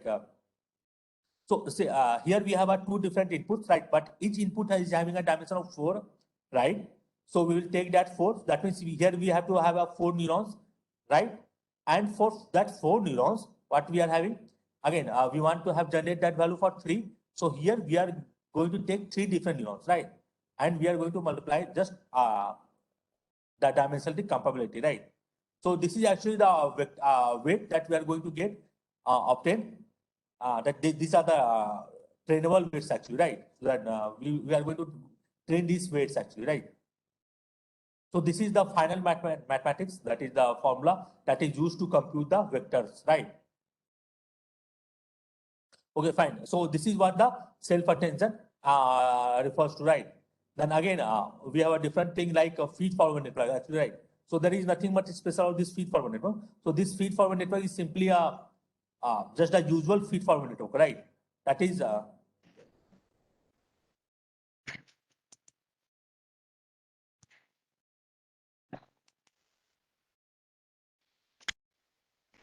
okay. So that's our usual feed-forward network, right? Again, there is another concept called multi-head attention, right? So the purpose of applying multi-head attention is that in most cases, it is found that one attention head is not able to properly compute the attention scores, right? So in that case, one can also go for a multi-head attention, right? So we won't be discussing these things so much there because of the time constraint, right?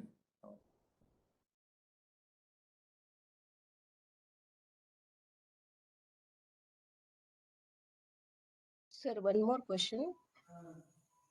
When we consider Yes, ma'am. dimension here, usually we Yes, ma'am. consider here multiple dimensions like 128 u in this problem while solving. Now, for example, what can be dimension? Is it like, for example, position is one dimension? Is it? See, ma'am, in the case of LSTM, since suppose there we have chosen the dimension as initially as 64 for a single unidirectional LSTM network, right? Huh. But since we are considering a bidirectional configuration, so that dimension is going to be double actually, right? Yeah, double. But in the case, yes, ma'am. But in the case of transformer network, we don't have a concept of like a bidirectional actually, right? No, See, in general, my Yes, ma'am. question is when we say dimension and that, so that dimension is, for example, this is a dimension. So what is that? This is a dimension. Because if I say blank space is a dimension. So what can be that dimension? What are probable dimensions here? Okay, you are just asking about the various parameters that you have. Yes, Okay, fine. yes. Yes, ma'am. Okay, fine. We will. We'll try to discuss that with the code part, right? So there, that it will look much better, right? So I've discussed that part also. Okay, then there are additional concept like position encoding also. So this is again an important concept. So see, in the case of recurrent network, so when we are processing the words one by one, right, in the sequential order. So anyhow, we are trying in the case of LSTM network. Anyhow, we are able to retain the positional information actually, right? That means only after we have processed word number one, that only we are going to word number two, right? When we are at the word number two, that we are going to at the word number three, right? But in the case of transformer network, we have no such concept, right? So that means we are not able to hold the positional information actually, right? So positional information means, see, here if you look at this example, so here the animal didn't cross the street because it was too tired, right? So each word is having some position in a sentence, but this transformer network cannot understand this, cannot capture this position information actually, right? So for that purpose, in order to allow the network to also incorporate some of the information that corresponds to the actual position of this word in a sentence, right? So the authors are introduced the concept of positional encoding actually, right? That means what they have done is that if for each position, they have again created a vector, right? And simply added that vector to the word vector actually, right?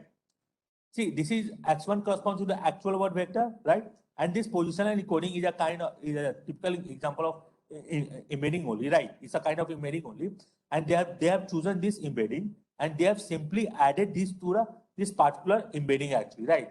Just to signify that okay, this word actually occurs at the position number one, this occurs at position number two, and this occurs at position number three.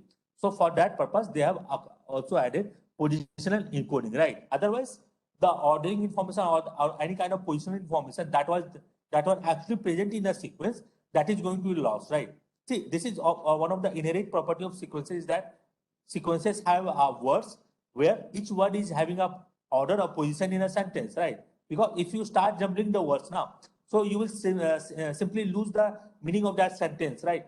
Yeah, Yes, that yes. is obvious. Position That matters as a in human, sequence. yes, So ma'am. that Yes, ma'am. characteristic is taken into consideration. Yes, ma'am. Yes, ma'am. So for that purpose, they have defined this positional encoding, and they have used the concept of like okay, just hold on.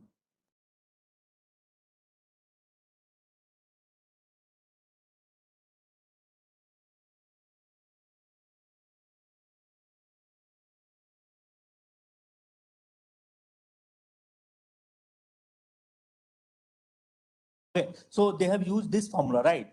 The authors have actually proposed the formula that is based on the concept of sine and cosine function, right? So they have defined this function where this is the actual position that is corresponding to each one. See, while trying to define the positions or trying to add the position information, so the obvious solution was that whatsoever the position we are having, we could have directly added those positions, right? But the authors have figured out that it is not the obvious solution that they should have chosen, right? So for that purpose, they have applied this sine function. Again, they can also directly cannot apply sine function actually, right? because if you look at the actual graph of this sine function, so you can see that for P0 as well as for P6, we are this sine function is yielding a same value, right? This is yielding a same value. So simply directly relying on directly only on our sine function is also not possible, right? So for that purpose, they additionally introduce additional parameter, that is 2i of d, right? Here d is pretty much constant, that is the dimension. Now this I actually stands for the index of those dimensions. See, here this vector is using a 5 dimension, right? This P0 that is position 0 is having a 5 different dimensions. Now here D stands for 5 and I stands for, that is first position, then I can be 2, then I can be 3, I can be 4 and I can be 5. So if you look at the, okay, hold on. So if you look at the graph, so this is what the benefit we are obtaining by applying a different I, right? See, when we are only choosing a single I, right? Suppose we have taken a I is equal to 4, right? So this is the graph we are obtaining, right? So here the position P0 as well as the position P6 are having a simple similar value, right? So one cannot distinguish between P0 and P6, right? But when you look at the I is equal to 2, right? So here we have taken a different I is equal to 2, right? So here the corresponding value, now here this P0 is having a value on the this here, right? And P6 is having a value here, right? So this is somewhat different. Again, if you look at the I is equal to 0, so you can see that again both P0 and P6 having a different value. So instead of simply relying on a single value of I, so what author has suggested, we can go on to collect the values corresponding to the multiple values of I actually, right? So this will give, that means the positional vector actually right now is a collection of all these 3 values, right? But in actually it is a collection of all the 5 values. But for demonstration purpose, here only 3 values are shown. So it will be a collection of all these 5 values, right? And here for P6 also we have a collection of all the 5 values that is going to define the positional vector, right? So in this way, they distinguishes between P0 and P6. Okay, sir. Okay, sir. Thank you. Okay, fine. So, sir, yes. Sir, I have a question. Like in the beginning, while we passing through the encoder, we are using as x1 and x2 as the embedding initial word vectors, right? X1 and x2. So I wanted to know whether this x1, x2 are like what is the algorithm, embedding algorithm used for that, or else it is the like randomly taken. So you are asking for the purpose of embedding layer, right? No, I just want, like, this x1 is a embedded vector, right? No, word vector, right? Yes. So how is the word vector generated? Is it the TF-ID or else the word2vec or else the glove model? As to what algorithm was used to like thinking we are assigning one word vector as x1. Okay, fine. So have you ever heard about word2vec? Yeah. Okay, so more or less same concept. But since since we are going to use the Keras, right? So they are using a index-based embedding, right? That is generally they just create indexes based on the number of positions, based on the number of words, right? Each word is having some index, and those indexes are embedded, right? Actually, I didn't get that. So, but in like there would be one particular splitting of the word also, right? Is there anything as such included in this? Okay, so those are the parts of actually processing part, right? See, the splitting of words or the tokenization process that is required for an NLP task, right? All those things are going to be a part of word processing actually, right? So we have to perform those in a pre-processing phase only. So actually the question is, when you are using embedding here, so whether that word2vec kind of embedding is used or any other embedding is used, it is created or it is pre-trained embedding is used. I think this is the question. Okay. Is it? Okay. So So actually the same, like x1 as to what word embedding algorithm is used. Okay. For that purpose, there is no hard and fast rule, right? There are different embedding techniques. You can use any embedding technique, right? you can use either any, if you want to create a model from scratch, you can train your model completely, even your embedding layer from the scratch, right? Even if you are trying to like create utilize a pre-trained embedding, right? So you can even take that pre-trained embedding also. There is no such a fast rule, hard rule that you have to only employ the trainable embedding, right? You can also take the pre-trained embedding also. Even if you can skip the embedding layer also, right? It's not that see why we are actually using embedding layer here, because in the case of NLP, embedding is actually not part of the transformer, so it's up to you. It's embedding is the how embedding is done or trained is not part of the transformer network. Okay, it's your choice what embedding technique you want to use. So the working of transformer is not dependent upon what technique you use. It just needs a vector.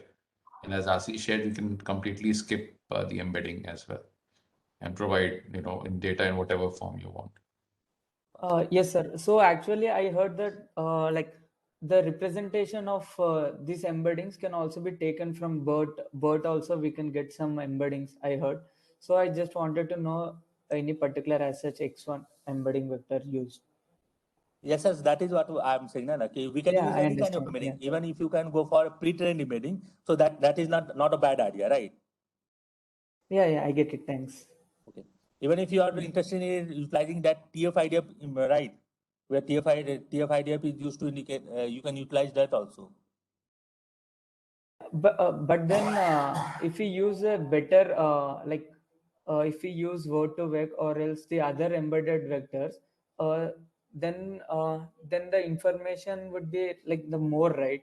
If we use, instead of using TF-ID, we are using word to vec, because we see some improvement over that, because the neural train like in word to vec we use neural network training that improves the representation of What you're this saying thinking has as a word. merit. What you're saying has merit, but the word in the Yeah. types of embeddings is a separate topic in itself. What are different embeddings and which one give better results and so on, which would require a separate talk about it. For now, if we just assume that whatever embedding we want we can use, so and proceed with that, it would make Yes, the sir. discussion on Yes, sir. Thank you, transformers. sir. Thanks. Okay, Yeah, thanks. so the BERT model that we are going to see today now, so that was actually based on the concept of this transformer model only, right? So we won't be getting much time, right? So let me discuss this coding part actually, right, for the transformer model. So we will try to discuss those things in a bit fast, right? See, the first thing is that we are interested in creating the embedding layer, right? So as already mentioned, so here with the transformer network, so what is required? In addition to the existing embedding layer, right? That is used to create the embedding for the words, right? We also require a positioning embedding also, right? So what we have done is that here we have defined a class that is token and position embedding, right? And a pass instance that is layer.layer. That means that what this signifies that layers.layer, that this class is now going to a kind of class layer, right? So this only signifies that this token and position embedding is a kind of a class layer, right? Now, as already mentioned as already discussed in the initial demos, right? So when we are actually defining class, so for class, by default, the first method that has to be defined or that executes by itself is the init function actually, right? So here we also define init function, and all the parameter, all the variables, all the variables that is required, all the different layers that are required for creating the token and position embedding, right? So we are going to initialize those things here only, right? See, so we have we require local variables like maximum length, that is a maximum length of sequence. This is because this is one of the parameters that is required by the embedding layer. Then of course vocabulary size is also required by the embedding layer. Then embedding dimension, right? This is also required. See here we have additional parameters like quarks, right? So this basically gives you a capability, right? In the future, if suppose you are willing to add upon few extra pass upon a few extra parameters, right? Arguments, right? So this quarks allow you to pass those things also, right? So that is what the purpose of quarks here, right? Then again, they have used the super keyword, right? That's the inheritance kind of thing, right? So here, again, all the local variables that they have import call upon as a passed as an argument, right? So they are just assigning it to the local variable here. That is, they're performing a binding kind of activity, right? That is self.maxLength, right? So whatever the first object that we are going to create for this particular token and position embedding class, so that this variable will be is going to bind to that particular object actually. So that is what self basically represents the current class object, right? Whatever object that we have created just now. So self basically refers to that object actually, right? So this maximum value that we are receiving as an argument is going to assign or attach to bind to that particular object of a class, right? And that is max length. Then again a self vocabulary. So we have just passed upon these local variables that see as already mentioned. So other purpose of this init function is also defining the various kind of layers that is basically required for creating these kind of special layers actually, right? So you see here we are creating a special layer that is token and positional embedding layer, right? So for that purpose, we have taken two different embedding layers separately. One embedding layer is used for embedding the words. Other embedding layer is used for embedding the positions, right? So for the word embedding, already this embedding I discussed. Coming to the positional embedding layer, right? So what we have done is that, see here. So in this embedding, we have taken the first parameter as input dimension is equal to max length. Now here, if you remember, input dimension basically refers to the number of total number of unique words actually, right? Since in the case of NLP, we want to encode or create the vector representation for the different unique words in a vocabulary, right? But here we are interested in creating the vector representation for different positions actually, right? So suppose different position is, if suppose our sequence length is 500, that means there are 500 different positions with us, right?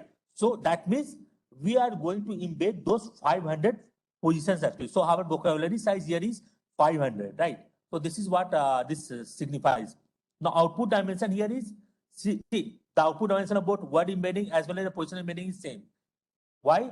Because after that we have to add both these embedding actually, right? So that is what the purpose of position embedding, right? So for that purpose, we have kept the dimension of both the embedding as equivalent actually, right? And after that, we have initialized few dropout layers just to avoid the overfitting and all, right? Then thereafter, we have created a padding mask kind of thing, right? So masking is required because as already discussed, in many cases, we need to pad, right? For shorter sequence, we have to perform padding, right?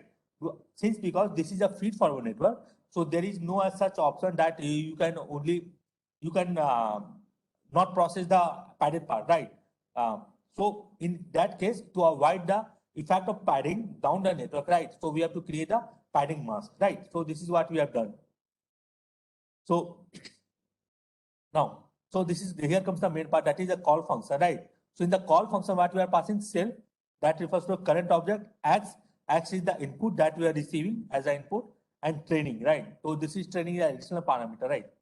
It is just applied with a dropout, just to highlight that whether dropout has to be applied at a training time or the testing time also, right? So here we have just calling upon a padding mask. We are just creating the masking effect, creating the mask.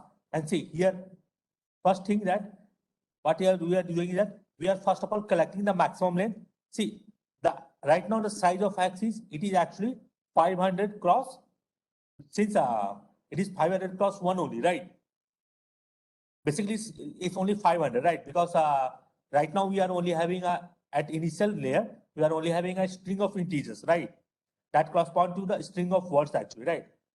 So we are having a 500 length string of integers with us. So that here the shape of X, that is X, the last, here -1 represents the last index actually. So here last index is 500, right? So here we are obtaining the maximum length is 500, right? After that, we are using tf.range as already mentioned. What this range value does, it will generate a value from 0 to the maximum limit, right? That is, if you have having a maximum limit of 500, it will generate a value in the range of 0 to 499, right? So this is what this tf range is doing, right? After that, what we are doing, we are just applying the embedding layers, right? We have already defined this positional embedding, that is self.positional embedding here, right? So it is again an embedding layer, and what we are trying to embed, the various positions, that is from 1 to 500 positions, right? Again, we have applied dropout. Again, we are applying a token embedding, right? So the purpose of token embedding is to embed the words, right? So this is what the token embedding that is using an embedding layer. After that, again, we are applying dropout. And finally, here, see, what we are doing, we are adding upon the word embedding and the position embedding, right? After that, again, our function that is getConfig. So this function is basically required if you are storing your model at one point of time, you are storing your model, and then again, after a few time, you realize that you need to load your model, right? So in that case, you need to figure out pass this define. You have to define this function, this special function that is getConfig, right? So this basically contains the local variables, all the variables that is passed as an argument, right? That is max length, vocabulary size, and embedding dimension. Because if you don't pass this getConfig now, the model at the model that you have loaded now. So in that model, your compiler want to understand that what this max length, vocab size, and embedding layer refers to, right? So that is the purpose. So this is the position embedding we have created, right? Next, we are going to see as the self-attention mechanism, right? See, okay. So here we have defined a self-attention mechanism, right? So again, here we have taken like embedding dimension, number of hits. So number of hits just how many number of attentions we want to apply, right? So here we are first of all creating the all the different requirement, that is query layer, query for generating a query vector, layer for generating a key vector, and layer for generating a value vector, right? So for that purpose, we are utilizing layer.dense.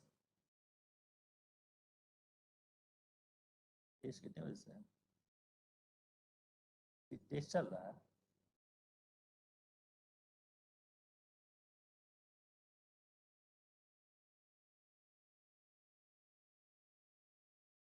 कितना होता है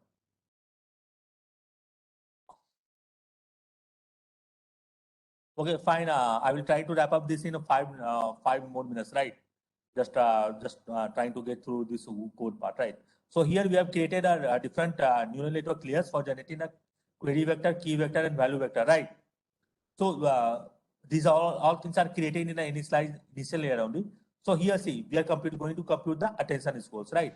So we have time till 8:15, Ashish. Just want to remind you. So 15 more minutes are there. Yes, sir. And few of the candidates are asking for they have to go for a quiz, sir. Okay. Sure. For quiz, participants will get extra time, so you can continue. Okay. Thank you, sir. Yeah. Fine. So here we are going to first of all look at the attention score that is used for computing the values for a different word in a sentence, right? So I already discussed that we are having 3 different vectors with us: query, key, and value, right? So the first thing that we are applying is that we are performing a matrix multiplication between a query vector and a key vector. See, this query vector will contain the query, this query matrix will contain query vector corresponding to all the words, right? Suppose in a sentence that the example we have been taking from start, that we are having a sentence with a dimension 5,000, right? And 5,000, sorry for that. We are having a sentence with a number of words equal to 500, and each word is having a dimension of suppose 128, right? Based on the embedding dimension, right? So what this query vector is going to do, for each word, it is going to generate a query vector. So let's say again, for query vector also, we have generated a vector of size 128 only, right? So the dimension of this query matrix is going to be 500 plus 128, right? Similarly, for the key vector also, we are going to have a vector of size 500 plus 128, right? See, this query and key matrix is different from the embedding layer output, right? Whatever we are getting, right? Because we are obtaining query and key matrix or value matrix after processing the embedding dimensions actually, right? That is output whatever we are receiving from the embedding layer actually, right? So the first thing that we are doing here, we are performing a matrix multiplication just to speed up the thing, right? One way is that you could have gone collecting the query vector corresponding to each word in a sentence and then performing its multiplication with all other keys, right? Other way, you could have directly gone on for performing the matrix multiplication, which is relatively much faster compared to the individual computation, right? See, So here we have passed query with matrix, key matrix, and taken a transpose of B equal to 2. That means the dimension of query is 500 cross 128. That of key is also 500 cross 128. Transpose of B means that whatever the key matrix is, just take a transpose of that is transpose key matrix into a 128 into 500 dimension, right? So that is what the requirement of matrix multiplication is, right? So that will again definitely yield a value, a matrix, that is score will be a matrix of size 500 cross 500, right? Then after that, we just go and perform the normalization, right? That we have seen there. We are computing the dimension of a key, right? And then performing a square root of dimension, and we are performing the normalization. Already we have discussed this thing, right?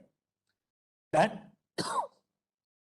we can also go on to apply the masking. Suppose we have padded upon few informations, either pre-padded or post-padded. So this code is basically for a pre-padding, right?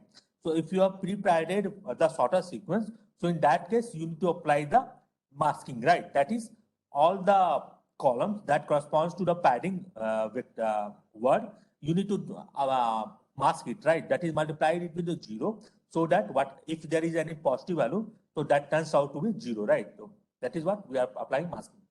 Once that we have computed the matrix multiplication, vector multiplication, that is between a query and key, now we are going to apply the softmax function, right? So this will basically gives the importance of a different words for a different query words actually, right? Finally, we will be performing the multiplication between the weights that we have computed. Okay, now, yeah, we will be performing the matrix multiplication. Sorry.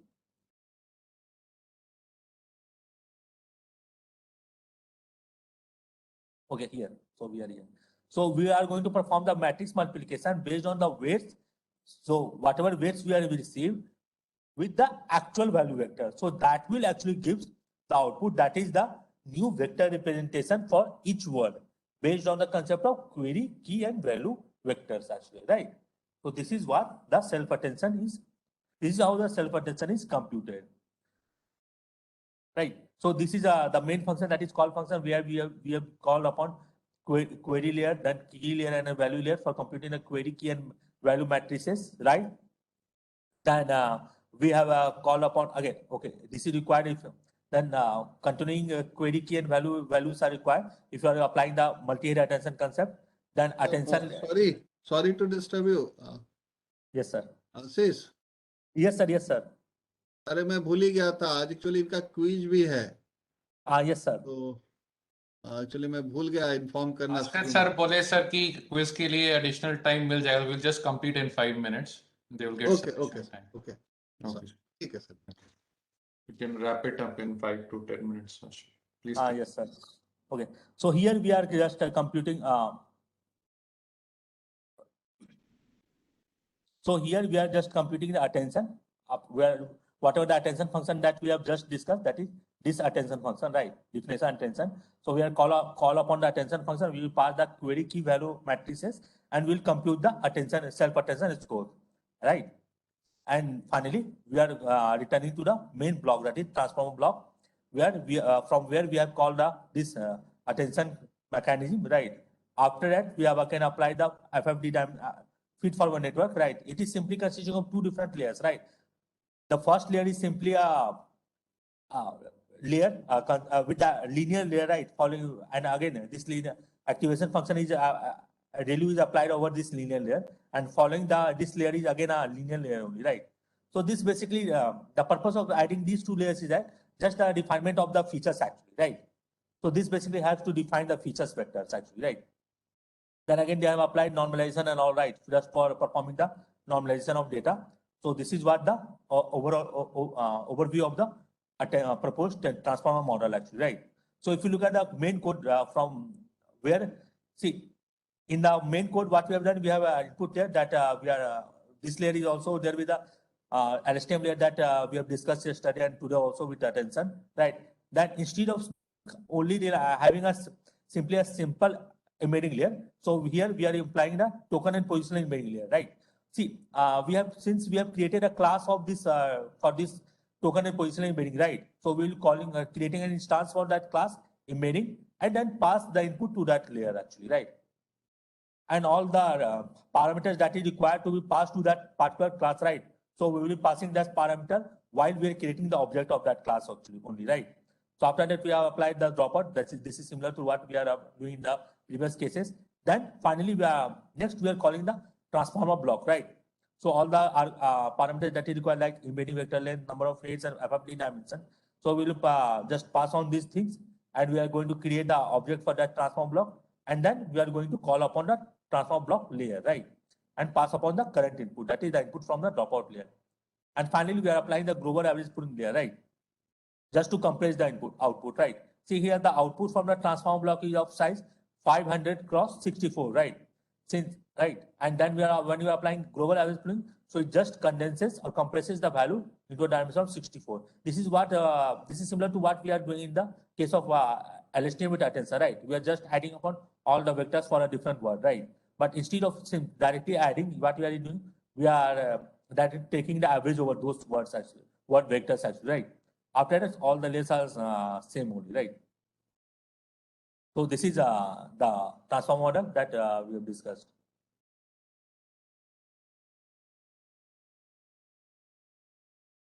So is there any query regarding this?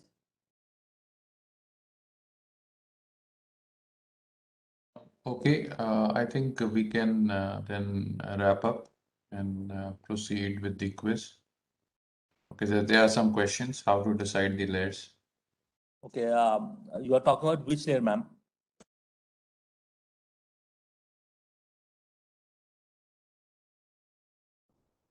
Okay, see, whatever layers that we have discussed just now, like token and position embedding layer, right? Then we have a transform block that composed of a self-attention mechanism and feed forward dimension layer, right?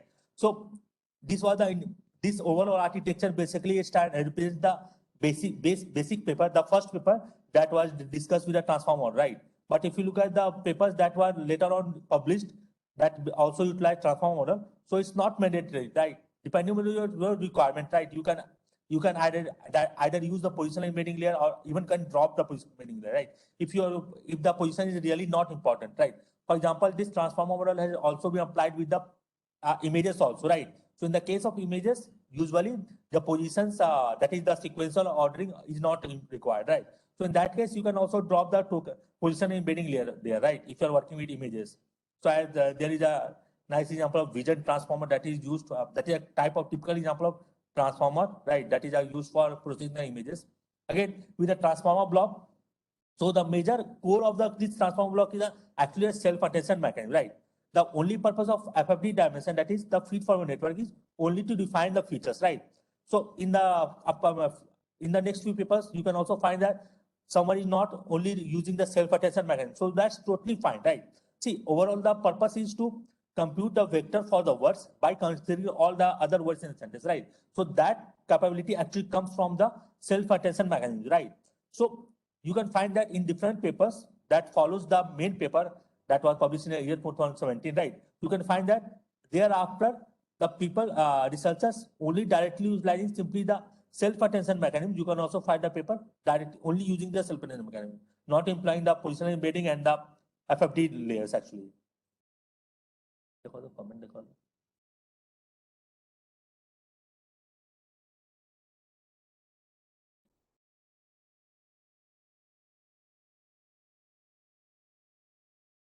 So it seems there is no further question. So, okay, there is one question, Ashish. How Yes, Q, K, and V matrices are evaluated? See, as I already mentioned, we compute this Q, K, and V matrix. These are computed based on the trainable weights actually, right?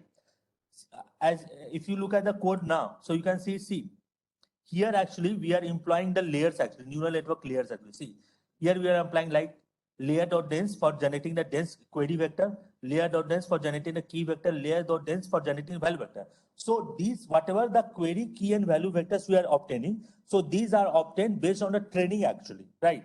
Whatever weights we are obtaining, so those weights are trained based on the data we are having, and utilizing those weights, we are computing the query, key, and value matrices actually.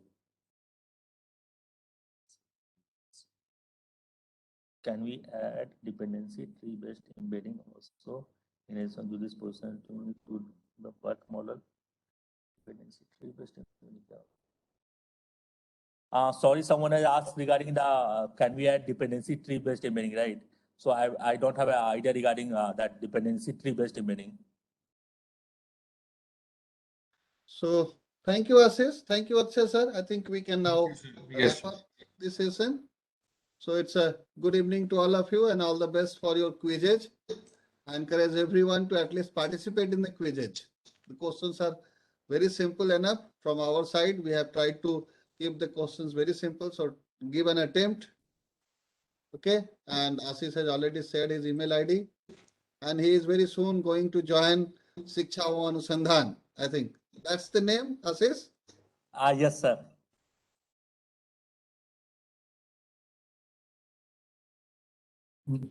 Yes, sir. So soon Ashish will be also a faculty member, which is a proud moment for all of us. Okay, so thank you and good night. Good. Sir, stop कर दे रहे हैं. जी sir.